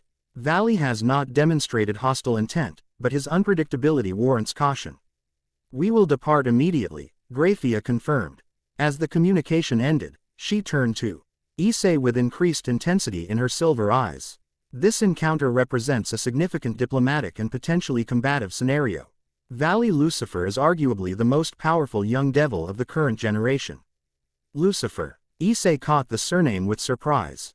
Is he related to Sears? Not by blood, Grafiya clarified. He is a descendant of the original Lucifer, whereas Sears was granted the title based on merit and power. The distinction is politically significant. She created a transportation circle with practiced efficiency. Valley also hosts Albion, the White Dragon Emperor, D-Drake's counterpart and eternal rival. This adds an unpredictable element to the encounter. Unpredictable is an understatement, D-Drake commented dryly. Our rivalry has destroyed civilizations in the past. Though I must admit, the combination of our powers with your inherited abilities creates an unprecedented situation. Great, Issei muttered. Just what I needed today, an ancient dragon rivalry on top of everything else. The transportation circle activated, shifting reality around them. They rematerialized at what appeared to be an abandoned Shinto shrine on a wooded hillside overlooking Kuo town. The shrine's better days were clearly long past, with weathered torii gates and crumbling stone lanterns marking the approach to a simple wooden structure. Azazel stood nearby, his normally carefree expression replaced by uncharacteristic seriousness as he conversed with a young man approximately Issei's age. The newcomer immediately commanded attention. With silver-white hair, piercing blue eyes, and an aura of contained power, he projected casual confidence bordering on arrogance. He wore a dark jacket over a white shirt and jeans, simple attire that nonneth. Alice looked expensive and perfectly tailored. Most notably, 8 glowing blue devil wings extended from his back, marking him as a high-ranking devil despite his youth. Ah, reinforcements arrive, Azazel remarked as he noticed their appearance. Valley, meet Issei Hyodo, the Honored One himself. Issei, this is Valley Lucifer, my somewhat problematic protege and host to the White Dragon Emperor.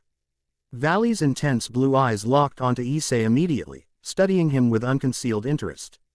So this is the dimensional anomaly everyone's been talking about, he said, his voice calm yet somehow charged with anticipation. The energy signature is unusual.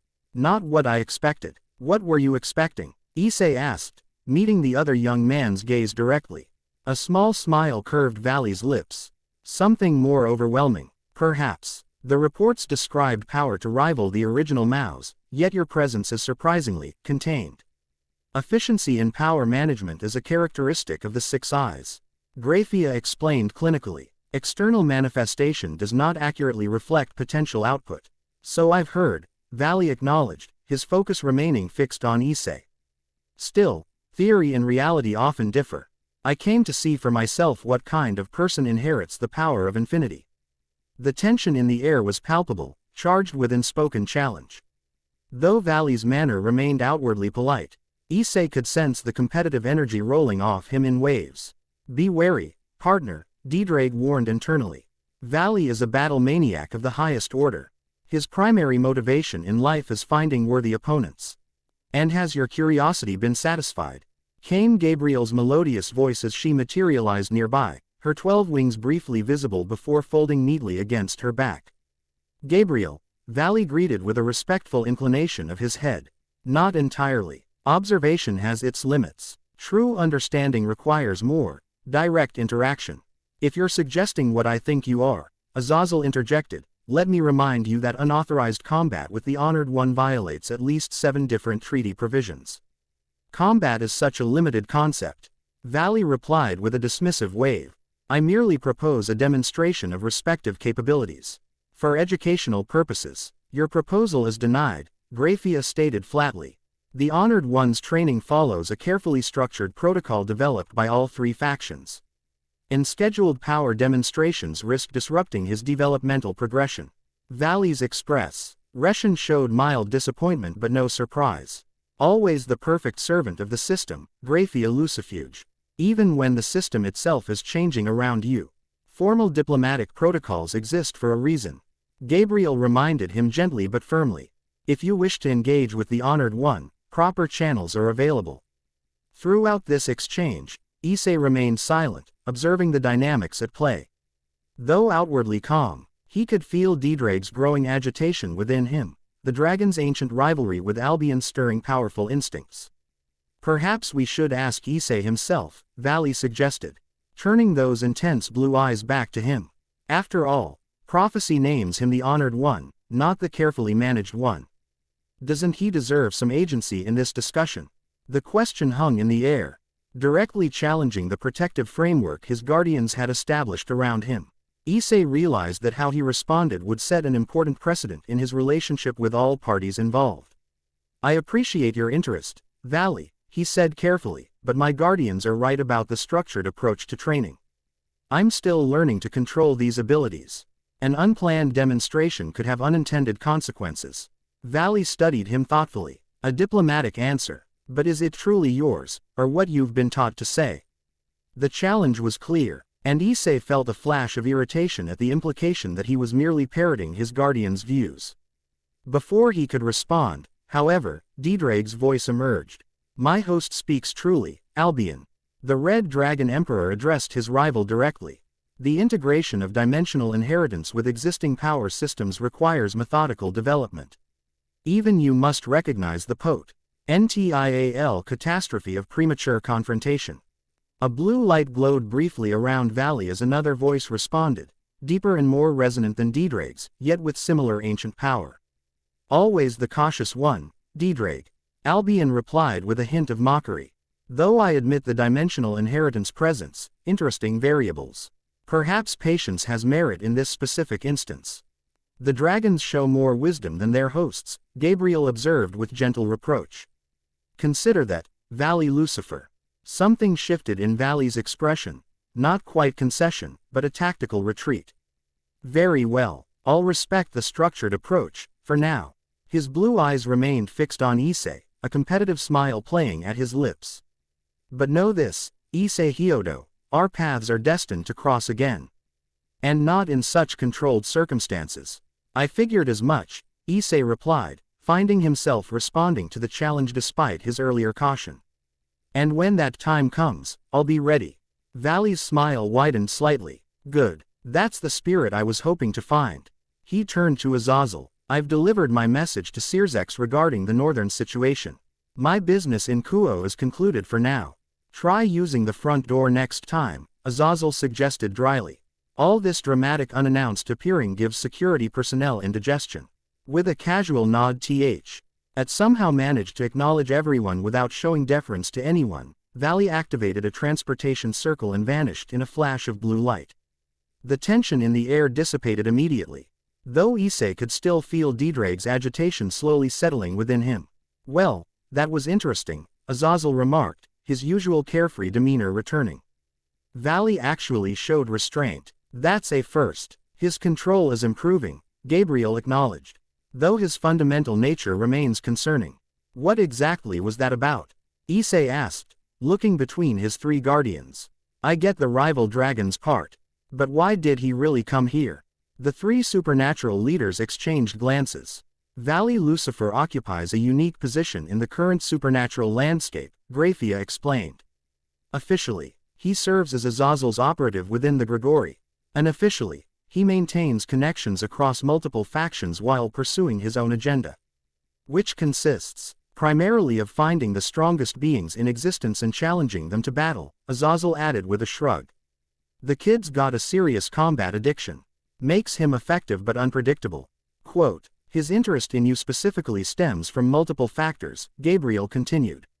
The prophesied status, the dimensional inheritance, and most significantly, your connection to Diedrag, Albion's eternal rival. So basically, I'm the perfect storm of everything that would interest him, Issei summarized. Precisely, Grafiya confirmed, which necessitates appropriate security protocols. Valley Lucy, Fair represents a complexity factor in your development path. He's not entirely wrong, though, Issei noted thoughtfully. About agency, I mean. I appreciate all the protection and guidance, but surely I'll need to make my own decisions about these powers. His guardians exchanged another meaningful look. A valid perspective, Gabriel acknowledged, surprising Issei with her ready agreement. The prophecy ultimately describes an independent actor who stands between realms, not a faction representative. Developmental phases necessarily involve increasing autonomy, Grafiya conceded, though appropriate safety measures must remain in place. Translation. We're helicopter parenting a guy with infinity powers, and eventually we'll need to let you spread your wings, Azazel summarized with his characteristic directness. Just preferably not before you've mastered the whole. Don't accidentally collapse reality, part of your abilities. Despite the tension of the encounter, I found himself smiling at Azazel's frankness. Fair enough. I'm not in a hurry to go solo against whatever the Balance Restoration Front is planning next anyway. As they prepared to return to Kuo Academy, Issei felt Diedrag's consciousness stirring once more. The encounter with Valley was inevitable, the dragon commented internally. Our rivalries transcend generations. However, your situation presents unique considerations. Because of the limitless technique in Six Eyes? Issei asked silently. Precisely. The traditional conflict between red and white involves power measurement through direct confrontation. Your inherited abilities operate on different principles entirely. Conventional battle parameters may not apply. This was an interesting perspective that Issei hadn't considered. Perhaps the dimensional inheritance offered a way to transcend even the ancient dragon rivalry, to find resolution through means other than combat. Something to think about, he murmured, earning curious glances from his guardians as they activated the transportation circle. The conceptual foundation of domain expansion requires perfect harmony between mathematical precision and personal identity. Tsubaki explained, adjusting her glasses as she highlighted a complex formula on the blackboard. Evening had fallen, and most students had left Kuo Academy hours ago. In the quiet of the student council room, Issei and Tsubaki had established an unofficial study session, ostensibly to review barrier mathematics, but increasingly focused on helping Issei develop his domain expansion technique. So it's not just about the calculations, Issei summarized, but about infusing them with my personal understanding of infinity. Exactly, Tsubaki confirmed, something Lee K excitement breaking through her typically reserved demeanor. Traditional domain techniques require the user to imbibe their creation with their essential nature. The mathematics provide structure, but the animating principle comes from within. After the encounter with Valley and a debriefing session with his guardians, Issei had sought out Tsubaki, hoping her analytical approach might provide fresh insight into his domain difficulties. What began as a quick consultation had evolved into a 3-hour deep dive into dimensional theory. The challenge lies in the interface between rational structure and personal essence. Tsubaki continued, drawing a diagram that illustrated the concept. Your 6 eyes provide unparalleled mathematical precision, but domain creation requires something beyond calculation, a fundamental truth about your relationship with infinity. Issei considered this, recalling his earlier conversation with Grafiya about his naturally protective application of the limitless technique. What if my truth about infinity is different from the original wielders? Could that be why I'm struggling with the traditional domain approach? Tsubaki paused, considering this perspective with visible interest. An insightful hypothesis. The inherited knowledge provides technical framework, but your personal conceptualization could indeed differ significantly from the original source. She approached the problem with renewed energy, quickly sketching a new diagram on the blackboard. If we assume divergent conceptual foundations, then forcing alignment with the original template would naturally create instability. Instead, we should redesign the domain parameters to reflect your specific understanding of infinity. As they worked through this new approach, I found himself increasingly appreciative of Tsubaki's analytical mind. Where his guardians brought centuries of supernatural experience, she offered something equally valuable, a fresh perspective unburdened by traditional limitations. What if, Issei suggested, standing to add his own notes to her diagram, instead of creating a domain that imposes my reality on others, I designed one that reveals the infinite possibilities already present in existing space. Tsubaki's eyes widened slightly behind her glasses. Revelation rather than imposition. Fascinating. That would align with your protective rather than destructive inclinations. Exactly. Issei felt excitement building as the concept took shape. Instead of limitless void, which overwhelms others with emptiness, I could create a domain that illuminates the infinite connections between all points, showing the true nature of reality rather than overriding it. The mathematical framework would require significant revision, Tsubaki noted, already calculating the necessary adjustments. But the conceptual alignment with your natural tendencies should create superior stability. They worked together late into the evening, refining the theoretical model for this new approach to domain expansion. What had begun as a formal student-advisor relationship had evolved into genuine collaborative partnership, their different perspectives complementing each other perfectly. We should test this model soon, Tsubaki suggested as they finally prepared to leave, gathering their notes and diagrams. The theoretical foundation appears sound, but practical implementation may reveal unforeseen variables.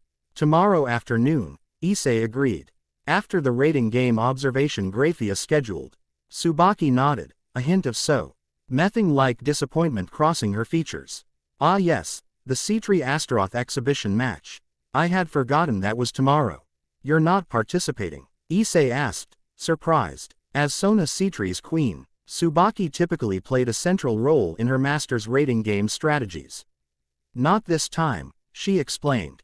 It's a specialized format, kings and rooks only, designed to showcase tactical applications of power-type pieces. As a queen, I'm relegated to observer status. Well, that works out well for me, Issei smiled. You can help explain what's happening. I still don't fully understand the whole rating game system. Something softened in Tsubaki's expression. I would be pleased to provide context. Rating games represent a fascinating intersection of combat tactics, political maneuvering, and supernatural power dynamics. As they exited the school building, the cool night air was refreshing after hours in the study room. Stars glittered overhead, their mathematical perfection clearly visible to Issei's enhanced perception, each one a point in a vast celestial equation. Thank you for your help tonight, Issei said sincerely as they reached the school gates. I feel I'm finally making progress with the domain concept. The collaboration has been intellectually stimulating, Tsubaki replied, adjusting her glasses in that characteristic gesture he'd come to recognize as a sign of mild embarrassment. Your unique perspective on dimensional mathematics offers insights unavailable in traditional devil research. A comfortable silence fell between them as they stood at the gates, neither quite ready to end the evening despite the late hour. Would you like me to walk you home? Issei offered. It's pretty late. Tsubaki's eyes widened slightly in surprise before her composed expression returned. That won't be necessary. Sona Kaichu's residence is quite secure, and I'm perfectly capable of defending myself. A brief pause. But thank you for the consideration. As she prepared to depart, Tsubaki hesitated, then added with unusual warmth, I look forward to our collaboration tomorrow, Hyodo-kun. I believe your approach to domain expansion has significant potential. With that, she created a small transportation circle and vanished in a flash of blue light, leaving Issei alone under the starlit sky. The devil girl has taken quite an interest in you, Didraig observed with draconic amusement. And not merely in your mathematical abilities. What? No, Tsubaki-san is just interested in the dimensional theory, Issei protested. Though he felt a slight warmth rising to his cheeks. She's a serious academic type. I have existed for millennia, partner, the dragon reminded him dryly. I recognize attraction regardless of how it's intellectually packaged. Before Issei could formulate a response to this unexpected observation, movement in the shadows of a nearby tree caught his attention. His enhanced percept ion immediately identified a familiar energy signature, playful yet powerful, with a distinctive feline quality. You can come out, he called softly. I know you're there, Kuroka. A musical laugh echoed from the darkness before the black-haired Nekomata stepped into view, her golden eyes gleaming with mischief in the moonlight. As in Kyoto, she wore a provocative black kimono that emphasized her curvaceous figure. Her two black tails swaying gracefully behind her sharp senses. Naya Tilda, she purred, approaching with feline grace. Those fancy eyes of yours make sneaking around so much more challenging. Have you been following me? Issei asked, instinctively scanning the surrounding area for potential threats. After their brief encounter in Kyoto, Kuroka had vanished without a trace, leaving him with many unanswered questions about the self-proclaimed SS-class criminal. Maybe a little, she admitted shamelessly, circling him with predatory playfulness. You're the most interesting thing to happen in the supernatural world for centuries. A girl gets curious. Despite her casual manner, Issei could sense tension beneath her playful exterior, a wariness that suggested she wasn't here merely to flirt. What do you really want, Kuroka? He asked directly. She stopped her circling, golden eyes assessing him with new respect. Direct, aren't you? I like that. Her expression sobered slightly. I need protection, and you need information. I'm proposing a mutually beneficial arrangement. Protection from what? The same charming folks who've been trying to kill you, she replied.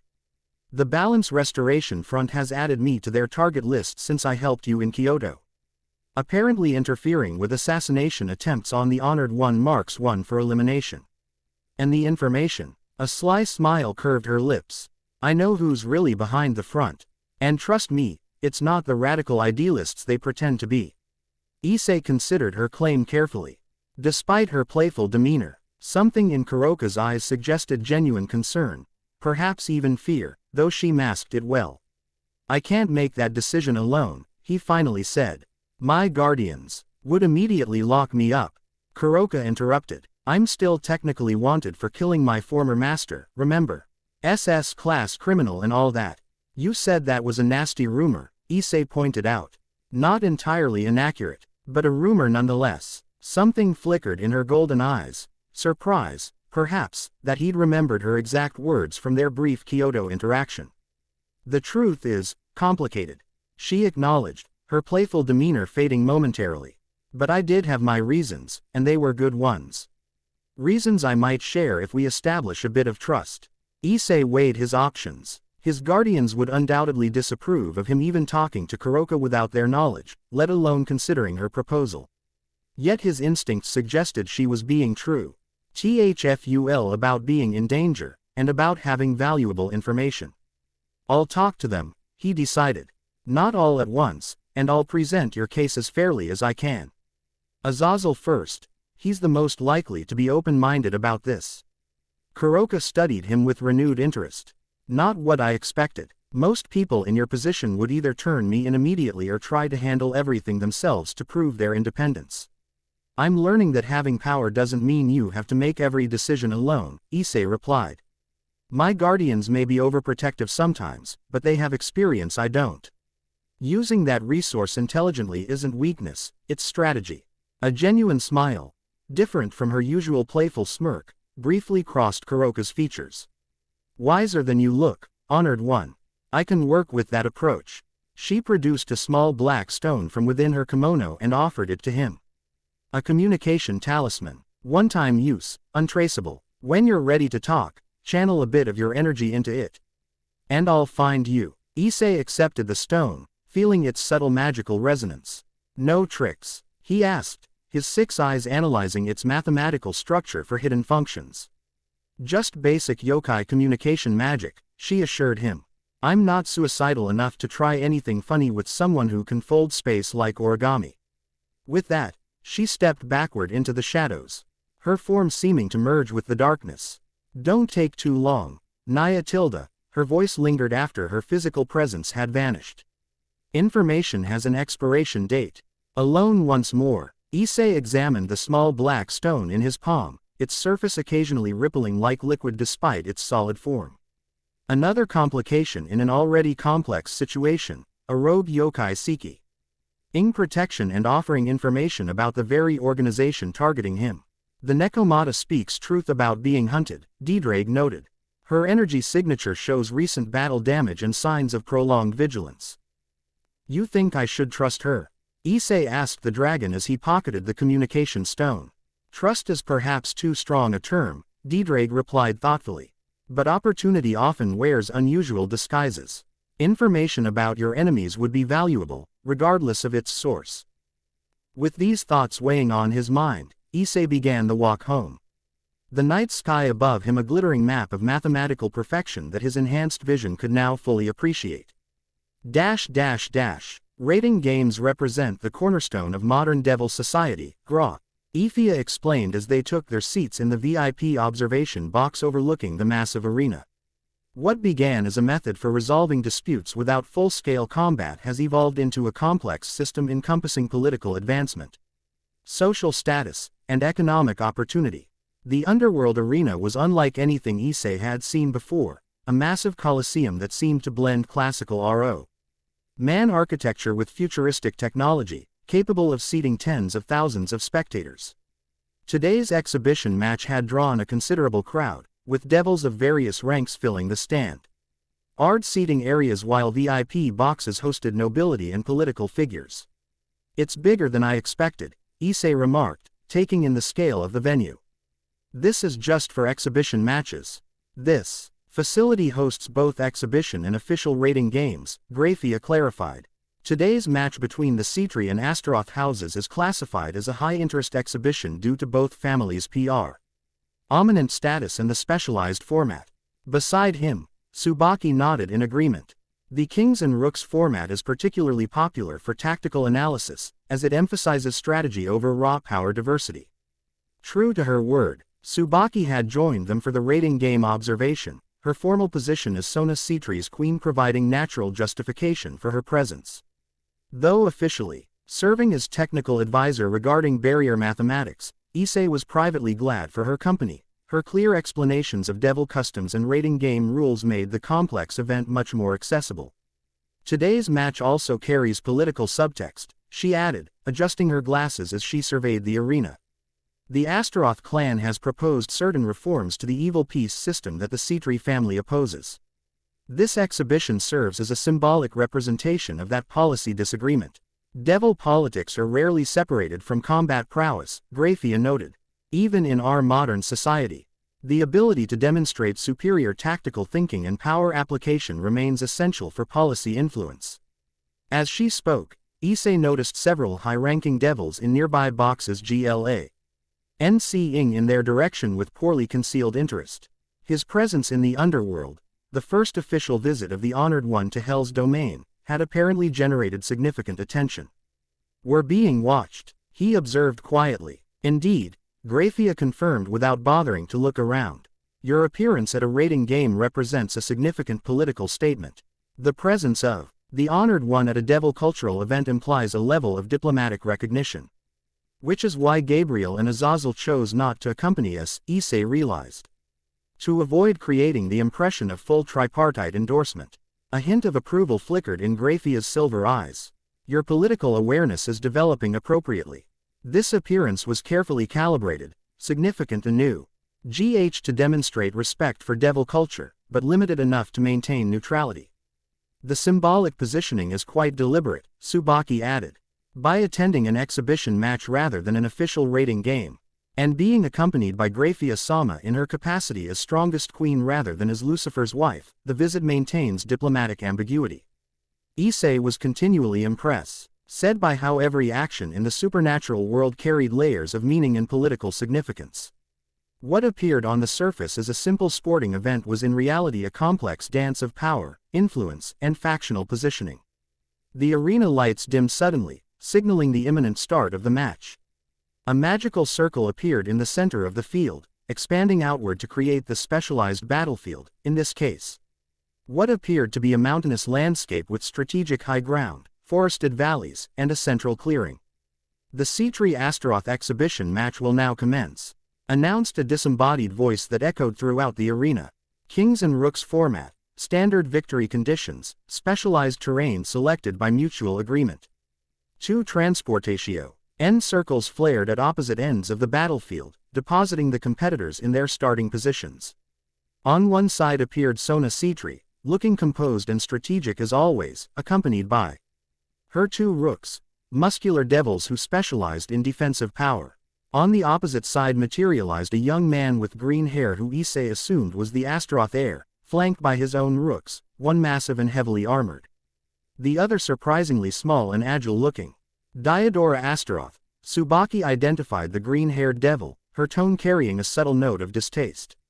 Heir to the Ast, a Roth family and proponent of several controversial policy changes regarding evil peace regulations.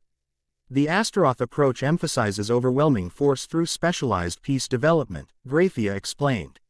Note the physical disparity between his Rooks, one maximized for defensive capability, the other sacrificing traditional Rook attributes for speed. In contrast, Tsubaki added, Kayak, who favors balanced development and tactical flexibility. Her Rooks maintain standard parameter distribution but have trained extensively in coordinated combat techniques. As the match began, Issei found himself fascinated by the contrasting strategies. Sona immediately implemented a defensive formation that utilized the terrain advantages, positioning her Rooks to protect key approaches while he established magical traps and surveillance.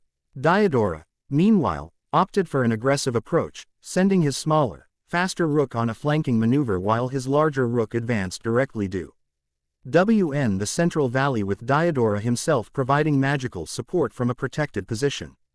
The Astaroth strategy prioritizes initiative, Grafiya observed. A calculated risk that sacrifices security for potential early advantage. Kaichu anticipated this, Tsubaki noted with well-concealed pride.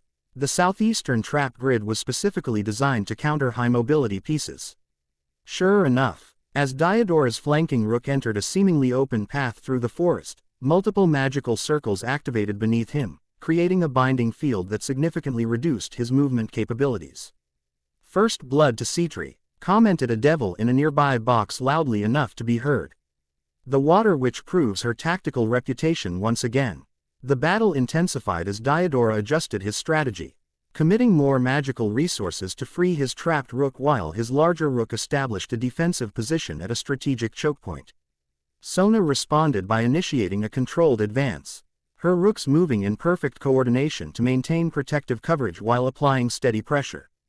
Observe the resource management, Grafiya instructed Issei. Both kings possess similar magical reserves, but their allocation reflects fundamentally different philosophies. Cetri distributes power efficiently across multiple simultaneous operations, while Astaroth concentrates foe RCE at critical points to create breakthrough opportunities.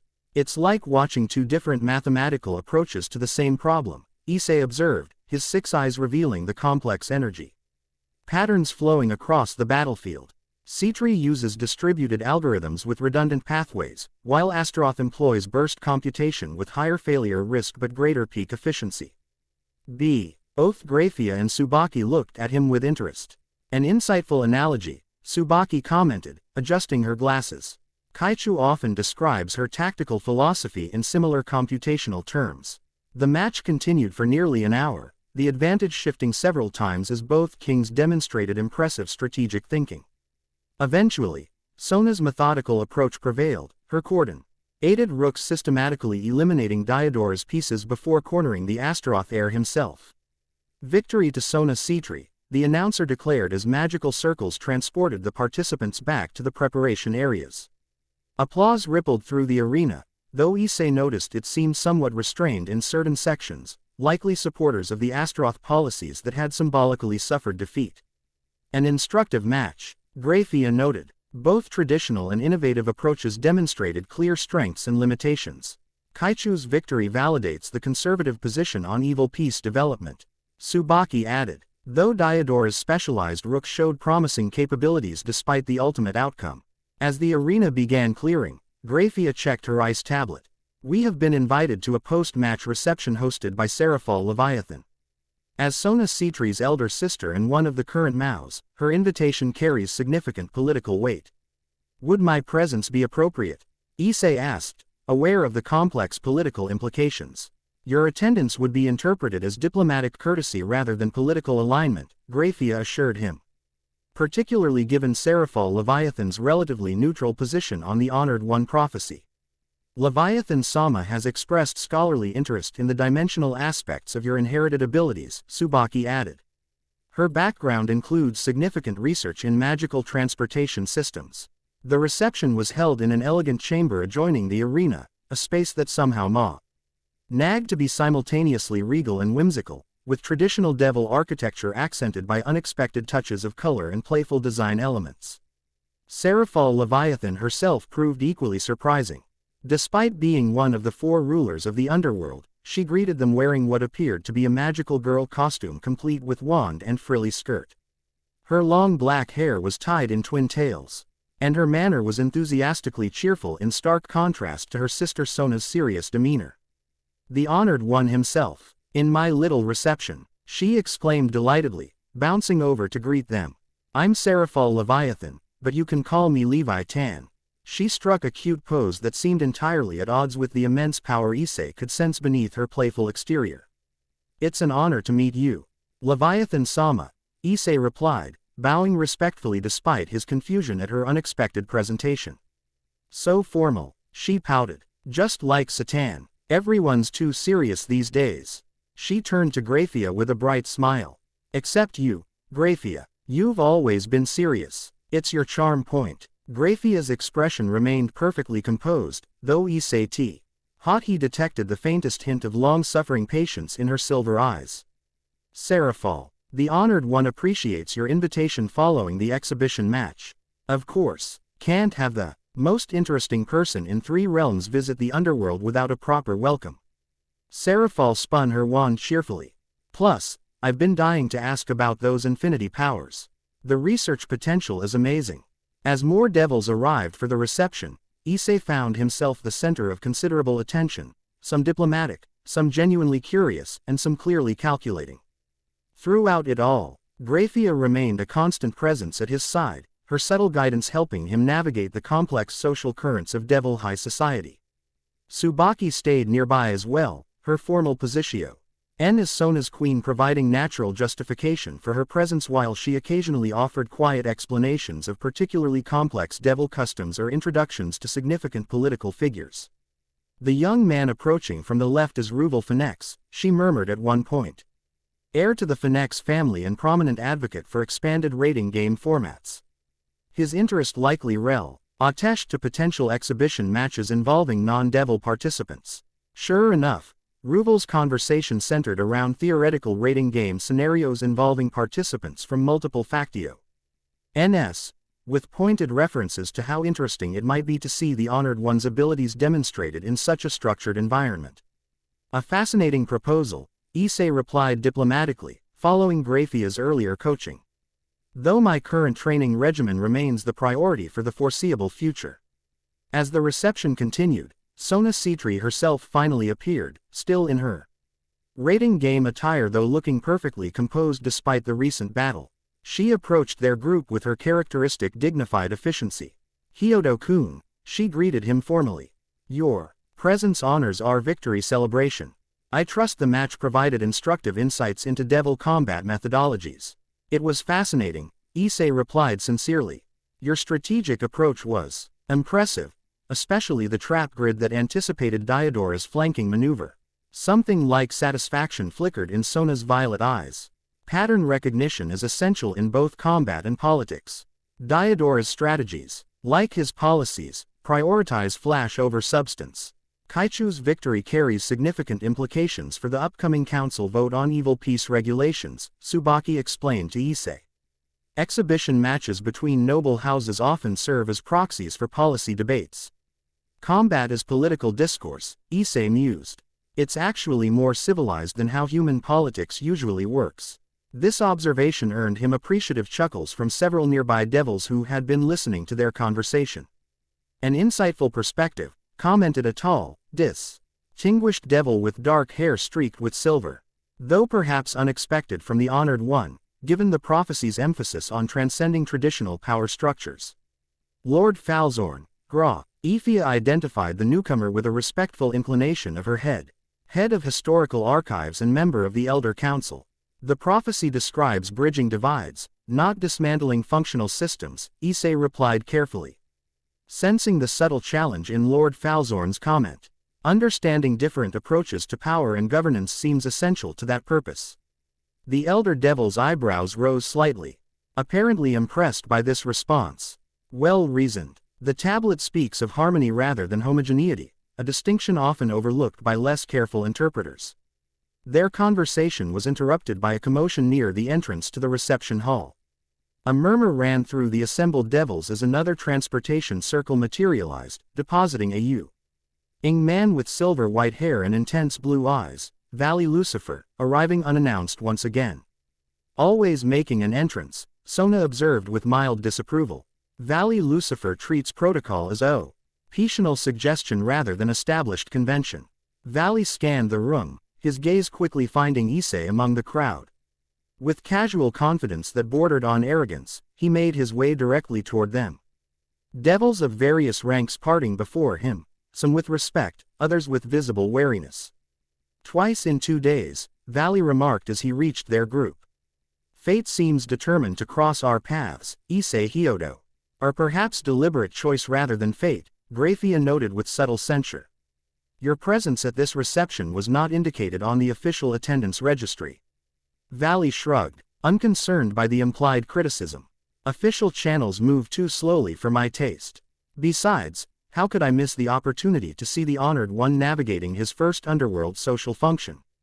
Throughout this exchange, Issei noticed Tsubaki had shifted almost imperceptibly closer to him, her posture suggesting protective readiness despite maintaining perfect social composure. "Your match was impressive, Sitri," Valley addressed Sona with casual familiarity that clearly irritated her, though she masked it well. "Though I wonder how your tactical approach would fare against less conventional opponents." "Strategic principles remain constant regardless of specific capabilities," Sona replied coolly. "Adaptation rather than revolution is the mark of true tactical mastery." A perspective befitting the conservative faction, Valley acknowledged with a slight smile. Though history suggests revolution occasionally proves necessary when systems calcify beyond natural adaptation.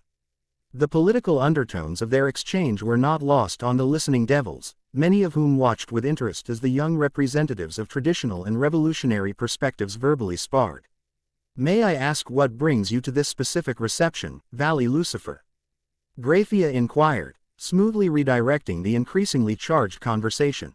"Your interest in rating games has historically been minimal." Quote, "My interest in the honored one, however, is substantial," Valley replied candidly, his intense blue eyes returning to Issei. "Particularly after our brief enco. Unter yesterday left so many questions unanswered." Before Issei could respond, a new voice joined the conversation, melodious and warm despite the underlying power it contained. "Questions regarding The honored one should be directed through appropriate diplomatic channels, Valley-kun. As I believe my wife has previously indicated.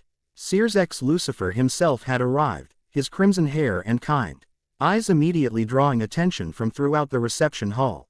Despite his gentle appearance and friendly tone, his power radiated subtly around him, a reminder of why he held the position of Lucifer among the current Maos.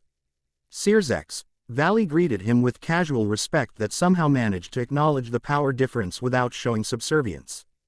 Just having a friendly conversation with our dimensional visitor.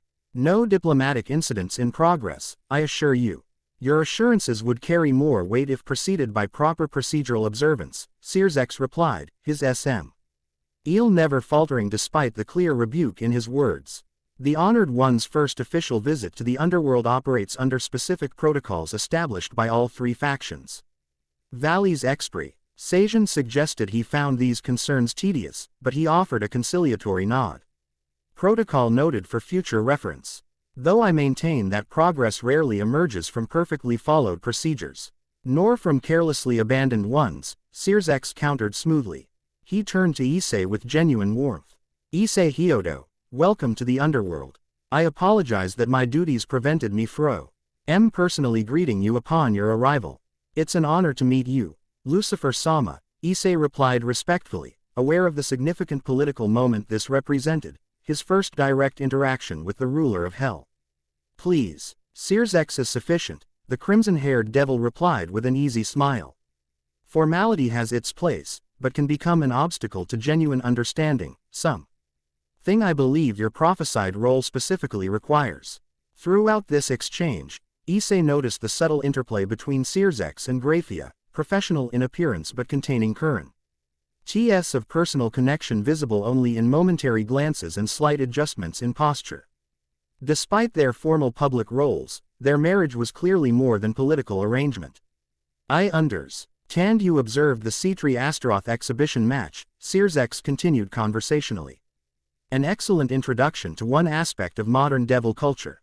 Perhaps during future visits we might express other elements of underworld society. I'd like that, Issei replied honestly. Despite the political complexities, he found devil culture fascinating, particularly their blend of ancient tradition and pragmatic modernization. Wonderful, Sears beamed. Cultural exchange represents the foundation of lasting cooperation. Something all factions might benefit from remembering. This last comment seemed directed at Valley. Though Sears never looked away from Issei. Recognizing the diplomatic dismissal, Valley offered a casual farewell. Until next time, Issei Hyodo. Our paths will cross again when circumstances permit more direct interaction. As Valley departed, Sears turned to Grafiya. The official welcoming ceremony awaits the honored one in the central reception hall. If his schedule permits, of course. The itinerary includes sufficient flexibility, Grafiya confirmed, her formal tone belying the subtle warmth in her eyes as she addressed her husband. Provided the ceremony observes previously established time constraints. Of course, Sears agreed with a smile that suggested private understanding between them.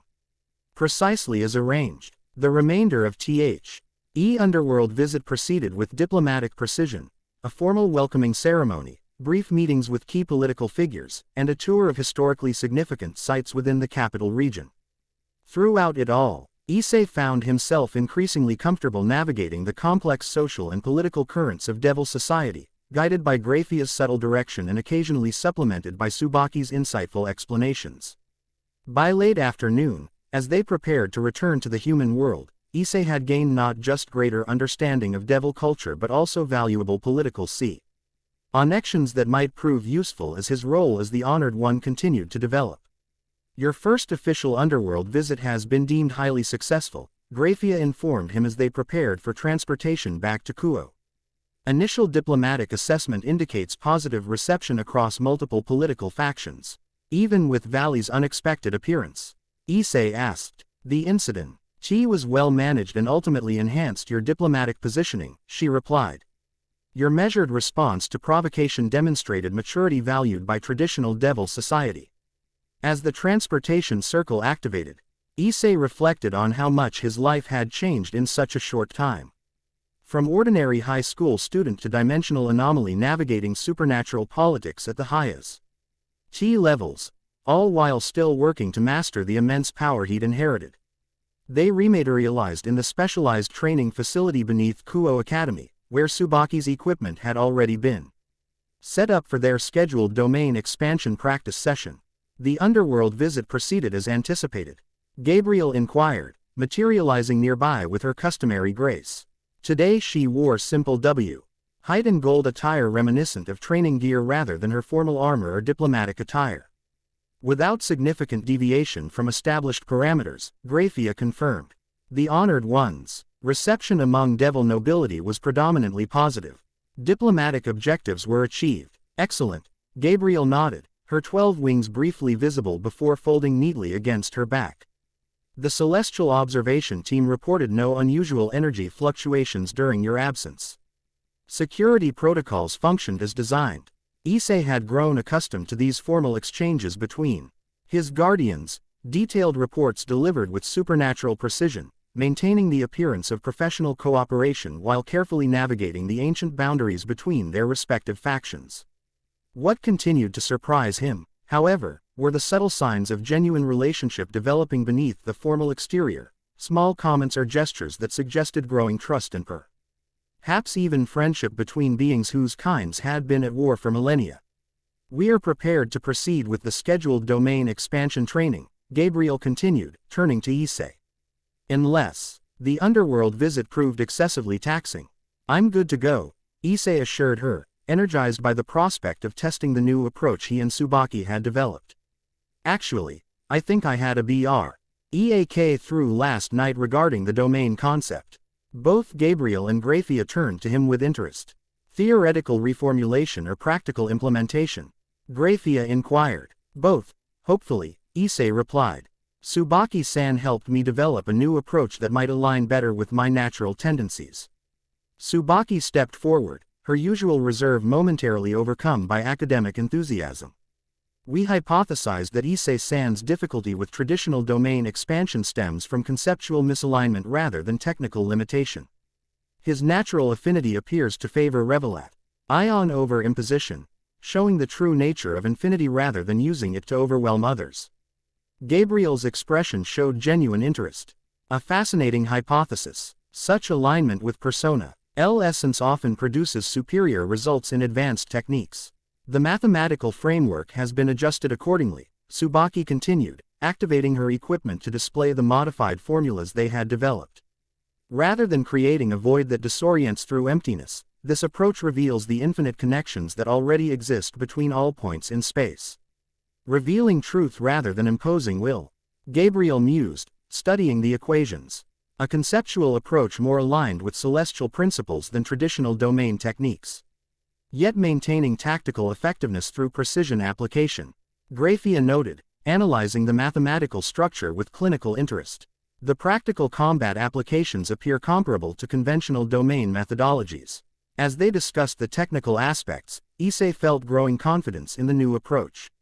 With Tsubaki's theoretical framework providing structure and his guardian's expertise offering refinement, the revised domain concept seemed increasingly viable. I'm ready to try it, he declared as the discussion concluded. The training facility's barrier systems activated automatically, multi-IPLE layers of protection engaging to contain whatever might result from the attempt. Gabriel, Grafiya, and Tsubaki moved to the observation area behind additional specialized shields. In the center of the chamber, Issei closed his eyes, focusing on his inner mathematical reality as they had practiced.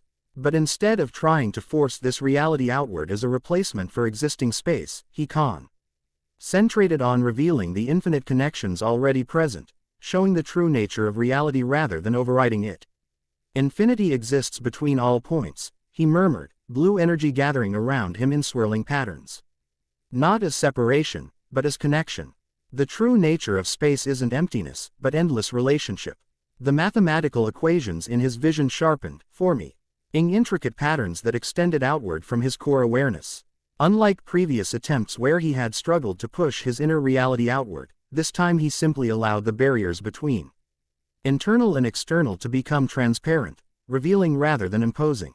Domain expansion, he stated, the words feeling right in a way they never had before. Blue light erupted from him in all directions.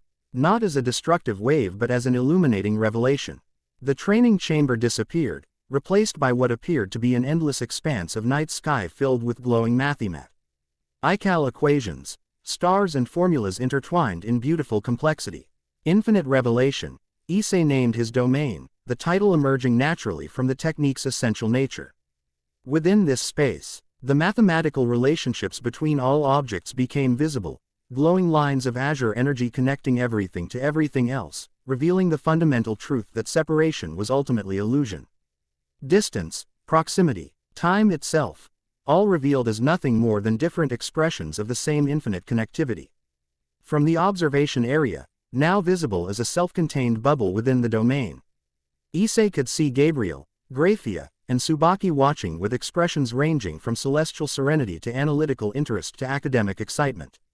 Domain successfully established. Grafiya's voice came through clearly despite the transformed environment. Dimensional integrity stable at all measured junction points.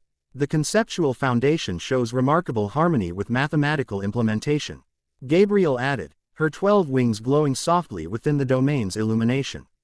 Structural coherence exceeds projections for initial deployment. It's beautiful, Tsubaki whispered, momentarily forgetting her usual formal reserve as she stared at the mathematical wonder surrounding them.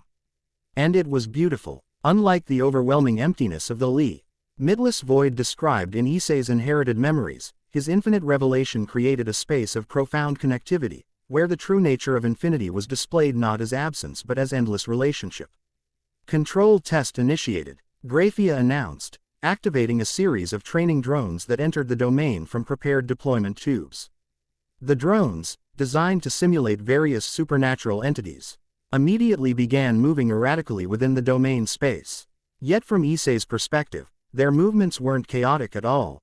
Every possible trajectory was clearly visible as glowing mathematical pathways, allowing him to perceive not just where they were but every place they could potentially be. Perfect spatial awareness confirmed, Grafiya noted clinically.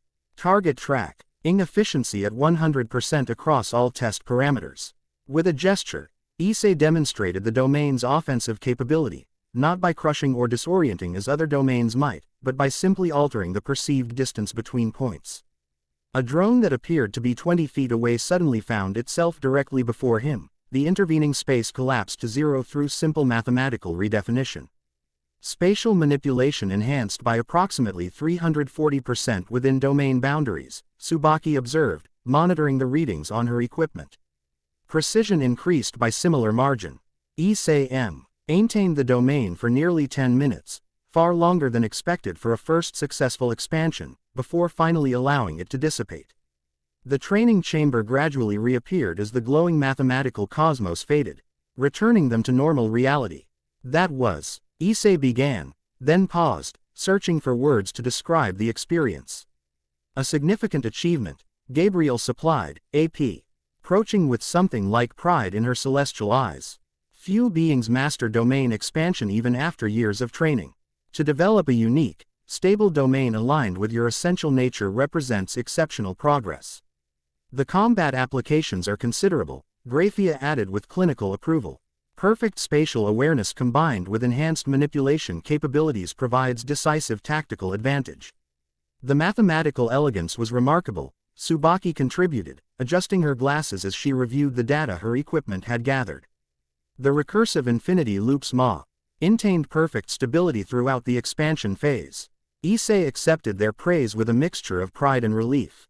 After weeks of frustration and failed attempts, finally achieving domain expansion felt like crossing a major threshold in his development, proof that he was genuinely mastering these inherited abilities rather than simply carrying them. I couldn't have done it without Tsubaki-san's theoretical framework, he acknowledged sincerely. Her insight about aligning the technique with my natural tendencies was the key. Tsubaki's cheeks colored slightly at the praise, though her composure remained largely intact. The mathematical structure merely provided scaffolding. The conceptual realization was ultimately yours. As they began reviewing the technical data from the successful domain deployment, Issei felt Didrag stirring within him, the dragon consciousness awakening with interest. An impressive domain, partner, the Welsh dragon commented. Unlike any I've witnessed in my long existence. The revelation approach suits your nature far better than the void concept your predecessor favored. Thanks, Deidraig, Issei replied internally. I think I'm Finn, ally starting to understand these powers, not just how to use them, but how to make them truly mine. That is the essential difference between wielding power and embodying it, the dragon observed with ancient wisdom. Many can use abilities given to them, but few truly integrate them into their essential being. This observation resonated deeply with Issei. From the beginning, he had struggled with feeling like merely a vessel for powers that didn't truly belong to him, abilities inherited from another dimension, prophecies written long before his birth. Today's breakthrough repression had something more personal, not just using the limitless technique, but adapting it to reflect his own understanding of infinity. As the technical debriefing concluded and they prepared to end the day's training session, Issei remembered the communication stone Kuroka had given him the previous evening. The Nekomata's claim of having information about the balance restoration front seemed increasingly relevant as his powers developed, especially if the organization was targeting others connected to him. I need to speak with Azazel, he decided, the weight of the small black stone in his pocket a reminder of unfinished business. There's something I need to discuss with him privately. Gabriel and Grafiya exchanged brief glances. Governor Azazel is currently conducting research in the old school building's laboratory. Gabriel informed him, your schedule permits independent consultation prior to evening security protocols. Thank you, Issei nodded, grateful for this small acknowledgement of his autonomy. As he prepared to leave, Tsubaki approached him once more. Issei-san, she said quietly, momentarily dropping her usual formal address. What you accomplished today, Crete. In a domain that reveals connection rather than imposes separation, it's truly significant. Not just technically, but philosophically. Her normally reserved expression had softened, dark eyes meeting his with unusual directness. It suggests something profound about how you view the world and your place in it.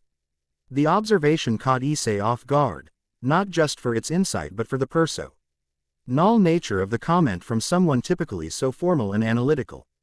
I never really thought about it that way, he admitted. It just felt right, showing the truth of how everything connects rather than forcing my will on reality. That distinction may be more important than anyone realizes, she replied thoughtfully. Especially for someone prophesied to stand between realms. With that surprisingly profound observation, she gathered her equipment and departed with a formal bow, leaving Issei to contemplate her words as he headed toward Azazel's laboratory. The fallen angel Governo R was exactly where Gabriel had indicated, surrounded by complex magical apparatus and multiple holographic displays showing various aspects of Issei's recent power demonstrations. Ah, the man of the hour. Azazel greeted him cheerfully, looking up from a particularly intricate diagram. Just reviewing the data from your domain breakthrough. Remarkable work. The revelation approach is much more elegant than traditional imposition techniques. Thanks, Issei replied, momentarily distracted by the sheer volume of information Azazel had apparently gathered about his abilities. Have you been monitoring all my training sessions? Of course, Azazel confirmed without a hint of apology. This is groundbreaking research, dimensional inheritance combined with sacred gear integration and prophecy fulfillment. The scientific opportunities are unprecedented. He gestured expansively at the surrounding equipment. Every new technique you develop provides insights into fundamental metaphysical principles. Your domain creation alone has already generated 3 new theoretical papers I'm working on. Despite his theatrical enthusiasm, Azazel's scientific interest seemed genuinely academic. Rather than exploitative, the excitement of a researcher encountering unprecedented phenomena rather than someone seeking to weaponize them. I need to talk to you about something, Issei said, deciding to get straight to the point. Privately, without immediate reporting to Gabriel and Grafiya. This caught Azazel's full attention, his expression shifting from scientific enthusiasm to shrewd assessment. Now that sounds interesting. Private consultation with just one guardian instead of the full supervisory committee.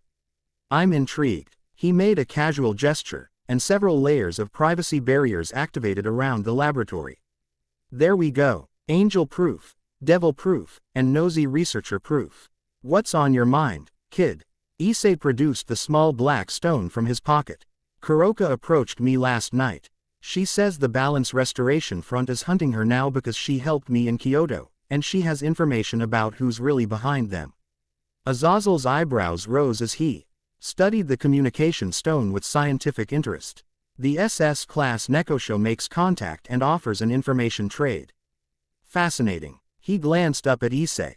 And you didn't immediately report this because she said you three would just lock her up because of her criminal status, Issei explained. But I think she was telling the truth about being in danger, and her information could be valuable. So you came to me first because I'm the most likely to bend rules for potentially useful intelligence, Azazel summarized with a knowing grin. Smart kid. Gabriel would insist on proper protocols.